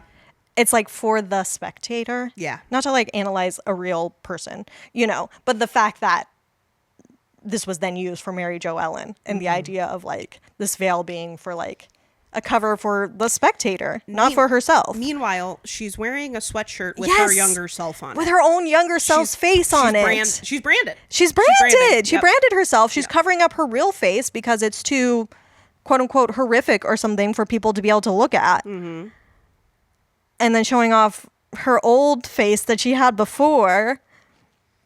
Nash also talks about how, like, she wanted to go on Oprah to, like, reveal her, quote unquote, reveal her face after this devastation, because she knew that, like, tabloids were going to pay a lot of money for a picture of her face, and she wanted to do it on her own terms, which is, like, fucking dope of her. And it did sort of make me think about, like, what it would actually be like, because the Haywood siblings are just trying to get that Oprah shot. Yeah. That's, like, their whole thing. They're trying to get the Oprah shot. Yeah. So they can get on Oprah and be like, aliens are real. I have complicated feelings towards Oprah. Me too. Yep. Yep. And, like, she is kind of a queen of turning tragedy into spectacle. I'm like, do you really want to go on Oprah where she's going to be like, she's going to, like, prod and poke at the fact that this alien killed your dad? Yeah. Like, she is going to bring that up. Yeah. And that's going to be like, and how did you feel about that horrible, horrible thing that happened to you? Yeah. So that we can all watch you experience this trauma all over again. Yeah. And she's the queen of media. Yes. Right? Yeah. Of course it needs to be Oprah. What's interesting, actually, hold on. When did Oprah is not on the air anymore. I mean, she's still relevant, but she's doing other shit. Oh, she's very busy. But the Oprah Winfrey Show ended in 2011. So it isn't, of course, Oprah is still incredibly relevant. Yeah. But it's just interesting that by the time this movie comes out in 2022, like, they're talking about going on Oprah, and it's Oprah like, isn't a show that exists anymore. And yet she still does interviews. Like, I mean, she did that big still doing important, like, interviews, that with the royalty. I forget which prince she interviewed. Harry. Oh, the thing that gets me about when we do finally see the Gordy's home incident, or whatever you want to call it, is that the whole time the applause light is still blinking. That fucking kills me. Yeah, and you can, like, hear the click. Yeah. Because there's no other sound. And it's like there are so many things to do for Jupe, little Ricky, to focus on. I really feel like in that moment he's Ricky, but then he gets stuck as Jupe. Yeah. Because that was like, he was Jupe before he was involved in Gordy's home. That's true. Yeah, so it's sort of his way of reverting back to before that all happened. Right. That's true. That's actually a really good point. Yeah, because he in the little credits, he's Ricky Jupe. Yeah, he already is Jupe, and he's already known as that. And just there's so many things for him to focus on, but the idea of his last name's Park. My bad. Of the bad miracle of the shoe. Yes. That just happened to land that way. The design of the shoe, whatever, it's improbable, but not impossible for a shoe. And so he's, like, so focused on it. And then, of course, he frames it sitting up like it was when he saw it. And, like, that becomes part of his trauma, which is so wild to me when he has Mary Jo Ellen, his quote-unquote first crush, Mary Jo Ellen. And it's like, that was her shoe. That sounds like a lie, by the way. His first crush? Yeah, I don't believe it. Yeah. Anyway. Yeah, that's almost sounds like one of those things that you say, like, in pity to somebody who you're like is not attractive and want to be cute, because I am attractive, to say that I was attracted to this person. Isn't that, like, a kindness of me to do that? Right, yeah. It had that vibes. Yeah. But the fact that he took, like, in terms of Jupe always taking things. Yes. Because he is such a, like, colonizer. Yeah. To the Haywoods as, like, a presence there. Taking Mary Jo Ellen's, like, it was his trauma too. Yeah. But her shoe fell off. Yeah. Because she was fucking mauled. Yeah. Like, he didn't get mauled like that, and it's her possession. Viciously attacked, yeah. And it's just a part of his little museum where he is charging technically money. it's part of the wardrobe department. Well, it's true, yeah. But yeah. But I mean, like, she was wearing it at the time. It's Yeah. probably, assumedly, her blood on it. Probably, yeah. That's certainly hers. Yep. Like, it just seems like that's such a piece that's, like, hers, and that he is making his own, because that's how he kind of got through it, was by focusing on that, which I get. But also, like, on top of that, he is capitalizing on it. He, like, got Makes money off of it. Yeah, he gets money from people coming in to see that. He had that one, but it was like a Norwegian couple or something that spent the Danish or night. something, That like spend the night there, which Yeah. What did they do in there? like, why would they do that? Was it one of those? I feel like it was maybe one of those like creep out, kind of like when you go into like a place where somebody died, haunted house or something, Yeah, and yeah. you spend the night or something. Spend the night in a graveyard.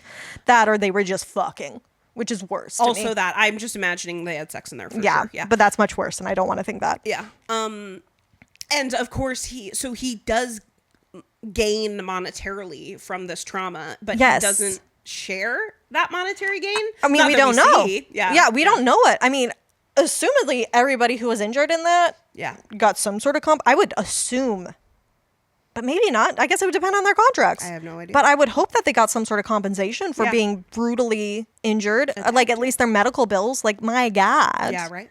But I don't know how Mary Jo is making a living after that. Yeah. Probably her parents had to take care of her for a really long time. Yeah. We don't know exactly the extent of her injuries. It seems like she can still see. Mm-hmm. And her body seems... No, she's in a wheelchair. She's using a wheelchair, but Her hands, she has to use her doesn't arms. she stand up? Or her am I making veil that lifts, up? Her veil lifts Her up. veil lifts up with the wind. You're right. Yeah. And her hat kind of And flies maybe I'm off too. confusing it with what Ricky does. Well, Ricky is standing the entire time, but kind of that like...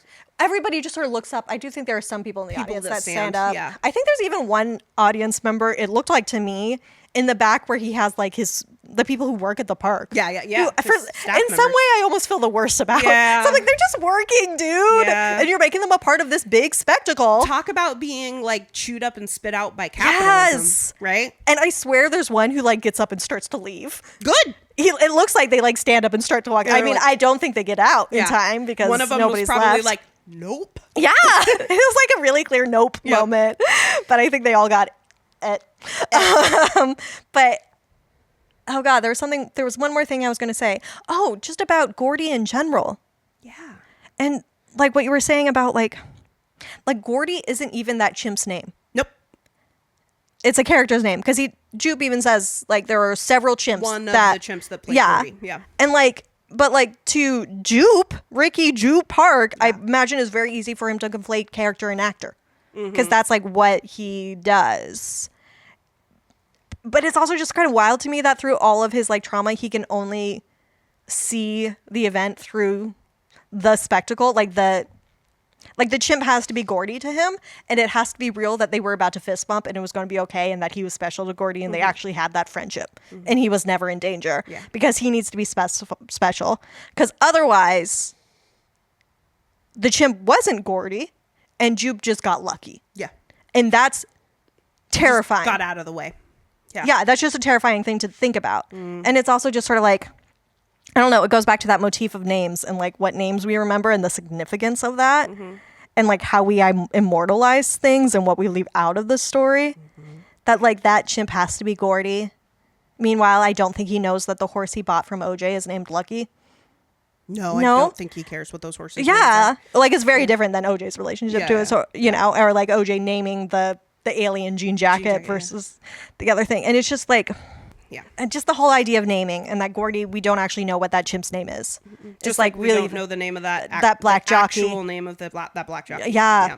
I think it's worth noting, you're right, that like what Jupe is doing is like consistently reliving his trauma. Yes. Right? In a way that he can monetize, right? Yeah. In a way that maybe makes it can less make real. him feel like he's working through it. Yeah, and is like in control of it. Yeah. He's in control of the narrative. But he's not. Yeah. But it's worth noting, right, that like I've mentioned this many times, that like what one of the main functions horror movies serve is to like reflect our personal and societal anxieties. Yeah. And what horror movies also do for us is that they give us a safe way to process those anxieties and process those our anxieties fears. and our traumas. Yeah. Right. And so, you know, I mean, I think about how like movies that have like, you know, a home invasion theme, right? That's like a huge thing humans are concerned about, right? Yeah. And the idea of like this existential extraterrestrial threat that we can't even fathom, Right, yeah. right? That we can only... The terror of the unknown. Yeah, that we can only understand and comprehend through what we understand from media. Yeah. Right. So it's just interesting that like he's doing like the horror movie version of processing his trauma. Yeah. Right? Not like the actual, homie, you need to go to therapy. Yeah. Processing your trauma. Yeah. He's sort of like deflecting it a little. Yeah. And like converting it kind of. Mm-hmm. I just sort of wonder like what he says to his wife. Like he's obviously not going to therapy and talking to them. Does he talk to his wife? Yeah, right. She seems like such a lovely woman. Or does he just stare off into the distance and like zone out? Yeah. Thinking about that traumatic memory. Because we kind of see that almost. Yeah. In the reality. moment when he talks about the Gordy incident, when he tells the Haywoods about it. Yeah. He's sort of like, yeah, Catan, he's killing it. Yeah. And he does get kind of not a dreamy look, but a sort of, yeah, I guess like a disassociation, a flashback, whatever. Because again, he's not telling his actual story. Well, and it's interesting because, part of what I teach is media literacy. Yeah. And the thing that I'm always yelling at my students is that, like, media will construct our reality if we allow it to. Like, media, this whole movie is about media. Yeah. Like, holds up a mirror and, like, reflects our understanding of ourselves and other people. Right? Right. So, like, the SNL skit is a way yeah. for him to, like, again, sort of process the trauma or remember it in a different way. Sort of rewrite it. Yeah. Kind of like he does with like just the idea that it's like, it was a sitcom. Yeah. You know, he was a character. It was Gordy the character. Like he rewrites these things. Or like, yeah, it was an SNL skit. It was hilarious. It was like the applause sign was on. Yeah. You know? That it makes it safer because it gives it distance. Yeah. So he doesn't actually have to be there for it. Yeah, and he's like telling what is like supposed to be a funny story. Yeah. And I think OJ and Emerald are like, this is horrific. Okay. Yeah, this is, you have PTSD Yeah. still? Like complex stress or I don't know. yeah, complex PTSD. So I'm like, all right, good. They're finally good. I'm glad that we could diagnose Jupe. I mean, really, he probably is the easy one to diagnose. Yeah, of course, PTSD. Yeah. I also just really like, just to shout out it in that scene where they're in his office and before they go into like the little Gordy hidey hole, OJ is like talking to him about coming up with a plan to buy the horses back. Yeah. And Ricky's like, yeah. Absolutely. Knowing full well that those horses have been fully consumed. they got it. They got it. Yeah. They got it. All those horses been it. Yeah. It's like 10 horses. And then he like, he wants to engage with what Emerald is doing. Like Emerald's looking around and like, oh, that's an interesting thing. Yeah. Let's talk about that instead of the fact Yeah. that I fed your horses to an extraterrestrial. I also really love the scene. This kind of is related. The scene where, just because it's so funny, talk about this movie having so many genres. The comedy of him going over to the Haywood place to be like, here's a flyer for my Star Lasso experience or whatever the fuck. Not thinking about the fact that if they show up, they're going to see one of their horses get eaten.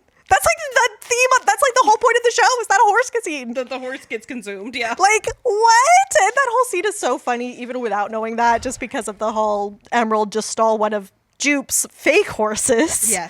Not realizing what he is doing with their horses. So there's the irony of it, but also just the whole like, yeah, we'll be there. And Angel like responding to things like he lives there. And they have to be like, Angel, you don't live here. You don't get to say these things. That is an interesting scene because they're like, they've got the metal horse. Yeah.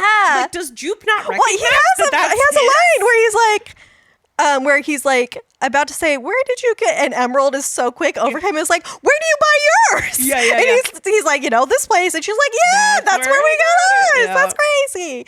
Yeah. So sneaky. She's just so good. She's so good. And, but they're like, stay over there. It's over there. And he's like, okay, I'll yell. Yeah, I know. Here's my flyer. And then it blows away. And then, of course, they find it at an opportune moment. Yeah. It's such a good scene. It is so good. I just want to say one more thing about animals. Yes. Because I think Jordan Peele, he uses animals in all three of his films. Oh. Like the rabbits, obviously, Yeah. and us, and then the deer and elk that come up and get Oh, out. I forgot about that. Right? Yeah. Well, they run over the Right, deer. they have right? the classic the run over foreshadowing. And then later, he uses like a mounted deer, elk rather, with Yeah. horns to kill, what's his name? Oh, is it Bradley Whitford? Yeah, Bradley Whitford's character. Yeah. You're totally right. I totally forgot about Great that. stuff. Oh, God, so good. Yeah, right? God, Jordan Peele, he never misses. Yeah. So, and I was watching part of a interview with Jordan Peele, like talking about his use of animals and like what purpose the animals serve in this movie specifically. And he's talking about like the fact that animals remind us of the existential nightmare of what it means to be human. Right? And animals remind us of the way that we regard and treat things that we don't see qualifying as human.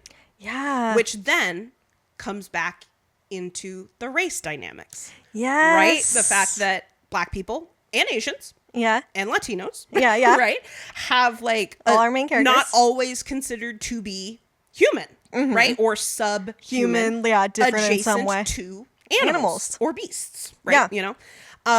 And so it's just interesting that they're using the animals in that way, right? And like sort of like that everlasting existential question of like what makes a human a human. Yeah. What separates Man from beast?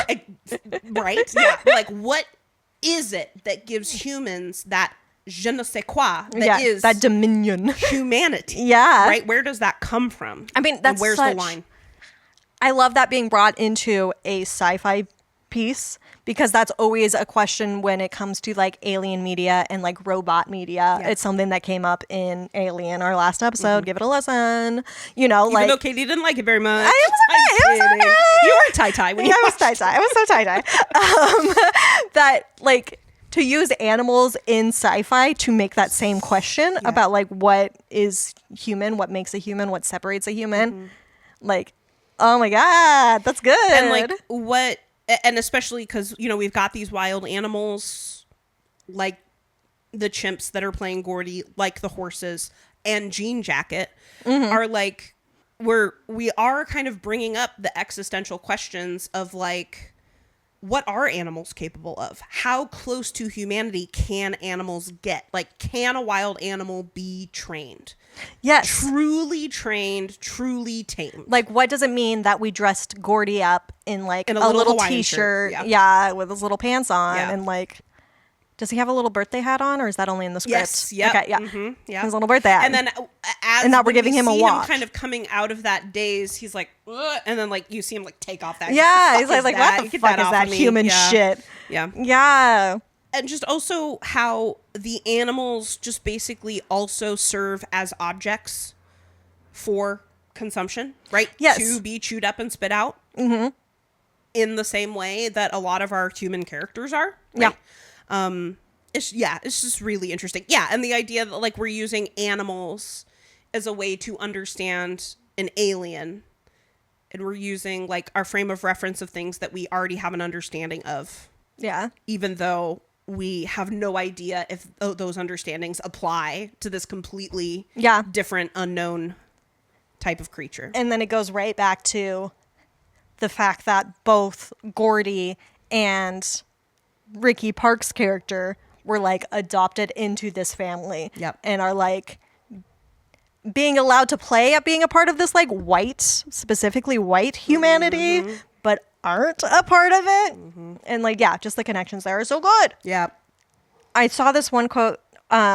This guy, Adam Naiman, he had like a little roundup of the best shots of 2022, according to him. Great. And one of them that he included was that like final shot of Gordy coming over to like fist bump little Ricky, and then Gordy gets shot. Yeah. Like, yeah. And I just really loved his description of it. And it kind of goes to that idea of like man and humanity and animal of, The urge to reach out and touch somebody is a very human concept rooted in ideas of empathy and emotional transference.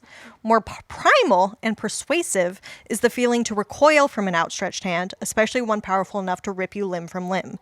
If Jordan Peele's marvelous shape-shifting horror thriller Nope is on some level a meditation on our collective, hardwired responses toward fight or flight, the terrifying and tragic mid-film set piece depicting a sitcom taping gone haywire delineates the stakes with clear comic book precision. The imperiled child actor debating whether to fist bump his rampaging simian co-star, and in doing so, soothe him, is caught not only between fast-twitched life or death instincts, but, more abstractly, between reassuring televisual fantasy and brutal reality. And wondering if one can redeem or rescue the other. The reference points for the images are obvious. Michelangelo's The Creation of Adam on down to Kubrick and Spielberg, but its actual meaning remains fluid, especially since fate, in the form of a SWAT team, intervenes before nature can take its course one way or the other. And, like, I think that's such a beautiful reading of that, just that one little shot, and just the idea of, like, yeah, that emotional reaching out, that like human instinct to reach out, but also that fear and that need to recoil, that like nope response. And the fact that for Ricky in that moment, it never actually does get resolved. Right. They don't actually fist bump. He doesn't know what would have happened if they did. Would that have made the chimp freak out again and like go crazy again? Yeah. Would that have totally soothed him and everything would have been fine? Like Jupe has no way of knowing how that would have worked out. And he's stuck forever, like, kind of being like, I was special. Yeah. Like, that would have done it. But he actually doesn't know. And the other thing I love is, like, yeah, the idea of that being creation of Adam imagery and, like, spark of life and, like, making this animal human because you're human. And so you get to decide that. You get to decide to cast this animal as human. Yeah. Is really good. And it also just sort of brings me into my literary corner, which is a lot about religion. So I love it. Literary corner. So I mostly want to focus on like the Torah, the like biblical references. It's all, I think, Old Testament stuff. Right. So the Torah and prophets and stuff. The Torah is the first 5 books of what we call, I think a lot of Jewish people are kind of pushing to rebrand. Right. It's not the Old Testament. Right, because that implies that the New Testament is like... Yeah. Or that really the Old and New Testament have anything to do with each other. Right, yeah. And that one is like newer and thus like more relevant or something. The observant Jews in my life, because I know many unobservant Jews. The observant Jews in my life, the term that they use and what I'm trying to use is the term the Hebrew Scriptures. The Hebrew Scriptures, yeah. Okay. So the Torah is the first 5 books, right? And so then there's like... Genesis, Numbers, Deuteronomy, Leviticus, and then Exodus. And then... there's the books from the prophets. Yeah. Right? There's like minor prophets. And then there's like the Talmud, which is basically like thousands of years of rabbis arguing with each other about what the Torah says. Yes. Okay. And of course there's like other things, but like that, yeah.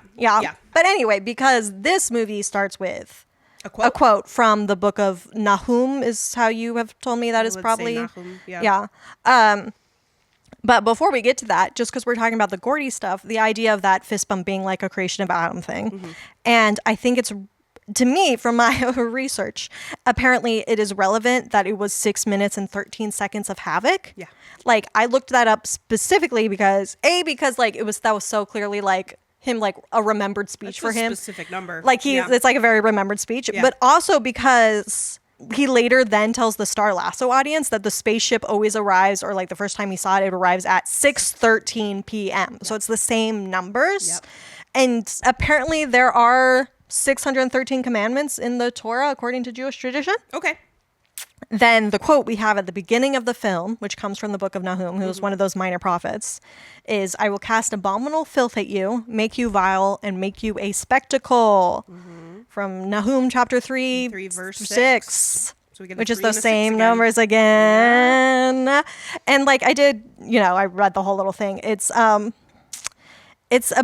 the fall of Nineveh which is the capital of the Assyrian emperor at the time. And Nahum, this prophet, is he's very much of the view that Nineveh's impending destruction is righteous and deserved because the Assyrian emperor has been conquering and exploiting other sort cities. Of like a Sodom and Gomorrah type situation. Yeah, it's referred to as a city of blood, full of lies, full of plunder, never without victims. And just I love the connection of Nineveh being Hollywood in this case. Full of lies, full of plunder, never without victims. The content farming culture at large of always taking, it's using black jockeys but not letting them have their name. Why it's aren't you filming this? Yeah, it's that. It's harming animals in the making of the film until we got to a point where we had to explicitly say no horses were harmed in the it's traumatizing child actors all fucking over the place. And this and exploitation. This act of invading and taking Empire, an invasive species, Jupe is doing. But also just the main idea of the whole 5 through 7 is, I am against you, declares the Lord Almighty. I will lift your skirts over your face. I will show the nations your nakedness and the kingdoms your shame. I will pelt you with filth. I will treat you with contempt and make you a spectacle. All who see you will flee from you and say, Nineveh is in ruins. Who will mourn for her? Where can I find anyone to comfort you? I mean, it's just all the themes we're talking about. It's the spectacle. It's the, trouncing over people in the making of spectacle. It's the fleeing, the fight or flight, the fleeing, the saying nope. It's the wondering who's going to mourn, who is mourning for Otis Sr. The people don't actually care. They're just upset that OJ is now the one in charge. It's so good. Did you have any thoughts on that as that that opening quote? I mean, obviously spectacle, that's the whole point. Right, spectacle. And the fact that it's obviously a negative spectacle. Yes. Right? Abominable filth. And I will make you vile, right? Vile. Yeah. That's a word. And make you a spectacle. And a spectacle. Those things being together. I also love that, when you get the whole thing in context from the book of Nahum, these are the words of the Lord Almighty. Yeah. I don't know. It just also adds to that, bad miracle stuff. This is an act of God. Yeah. Oh, yeah. And it is a bad act of God. Hebrew scriptures, God does not fuck around. Right. Yeah. And that's a righteous thing, that it's revenge, or not revenge, but righteous it's destruction. The right thing to do because what is happening is wrong. Yes. Is the wrong that is happening. Yeah. And there's that kind of feeling in taking down Jean Jacket in the end. Yeah. Because that is the thing that killed their dad. It's true. Yeah. So that, there's something righteous in that. But I do think there's just a little bit of that sort of Hebrew religion sort of woven throughout. Yeah. Notably in Us, there's also a quote from the Bible. It sure is, yeah. Jeremiah 11:11. Therefore, this is what the Lord says. I will bring on them a disaster they cannot escape. Although they cry out to me, I will not listen to them. Very similar. Very similar. It's God's going to fucking destroy you. And he's right to. But noticeably, somebody on the internet pointed out that the license plate for the truck, the Fry's electronic truck that Angel uses is FE. 11. Yeah. So it's a little nod. We love that. Wait, what does the FE mean? Fry's Electronics. Oh, duh. I'm FE, the element sign for iron. I'm kidding. Something that Jean Jacket cannot process in its belly. Right. I again, I mentioned this, that this entire film has this subtext that is man's obsession with promoting and exploiting tragedy as a spectacle, right? And so that's kind of what this quote makes me think of. Yes. Right? Is that basically what's happening is Hashem is destroying a city. And so it is and sort people of are a gonna tragedy. And people are gonna rejoice. And they're going to watch it. Yeah. And they're going to be no, I'm not mourning for you. And they're going to exploit this tragedy as a spectacle. And the way that it's described as lifting your skirts over your face. Mm-hmm. I mean, already we're blocking the eyesight. Right. The face doesn't matter. The veil over the face, But also I will show the nations your nakedness. But yeah, so and the kingdom your shame. You're veiled, but also exposed. Yes. Yeah. The one last little religion thing that I kind of liked is that there were some people talking about how the Jean Jacket's inspiration maybe was the idea of the biblically accurate angel, which as far as I can tell is not true. There's no actual connection there if you actually look at description. There's the thing with the wheels and the eyes, that's not given, none of it is really giving. But I did read this one article talking about it, called is The UFO and Nope, a Biblically Accurate Angel by Jason Faulkner. Oh, yeah, I read that too. Yeah, and it does talk about how, what's that fucking anime called? Evangelion? The alien species or whatever in that are called like angels. Oh, okay. And like that was a part of the visual inspiration that Jordan Peele used. Yeah. Something Evangelion. I can't believe I didn't write it down. When I see, we'll talk more about this in part 2. When I see JJ in his various forms, Angel is kind of like, I kind of get the angel idea, but I see many, many other things. Yes, I do kind of see the idea because we get that visual of Jupe's hat sort of flying off, and it's very jean jacket. It's very that kind of pale color with the dark thing, but it's also kind of a halo. So I like kind of see these moments. And there's also what Jason Faulkner talks about. I really liked this quote. If you think about the way the UFO feeds and the concept of people ascending to heaven, it's not hard to connect the dots. Jean Jacket might have been with humanity for a long time. An attack from one of the creatures could have been misinterpreted as something from the divine. So in other words, like that classic imagery of UFOs pulling something into space, which is what Jean Jacket is doing, is like something. And then the idea of like going to heaven. It's a bad miracle. It's given divine, you know? It's so even though it's not actually like a biblically accurate angel, there is a little bit of that, like kind of like, because the sky is such a realm of the divine, right? In general. Yep. So there's a lot of religion stuff going on here, which is interesting because like we don't really see any of these characters as particularly religious. Yeah, no, none of them. Yeah, like there's no. I also think of Hollywood as being a godless. That's the right word. Yeah, a godless place. That's like its reputation. Or the god is money. Or the god is money. Yes, the god is spectacle. Yeah. The god is jean jacket. Yeah. Money raining from the sky.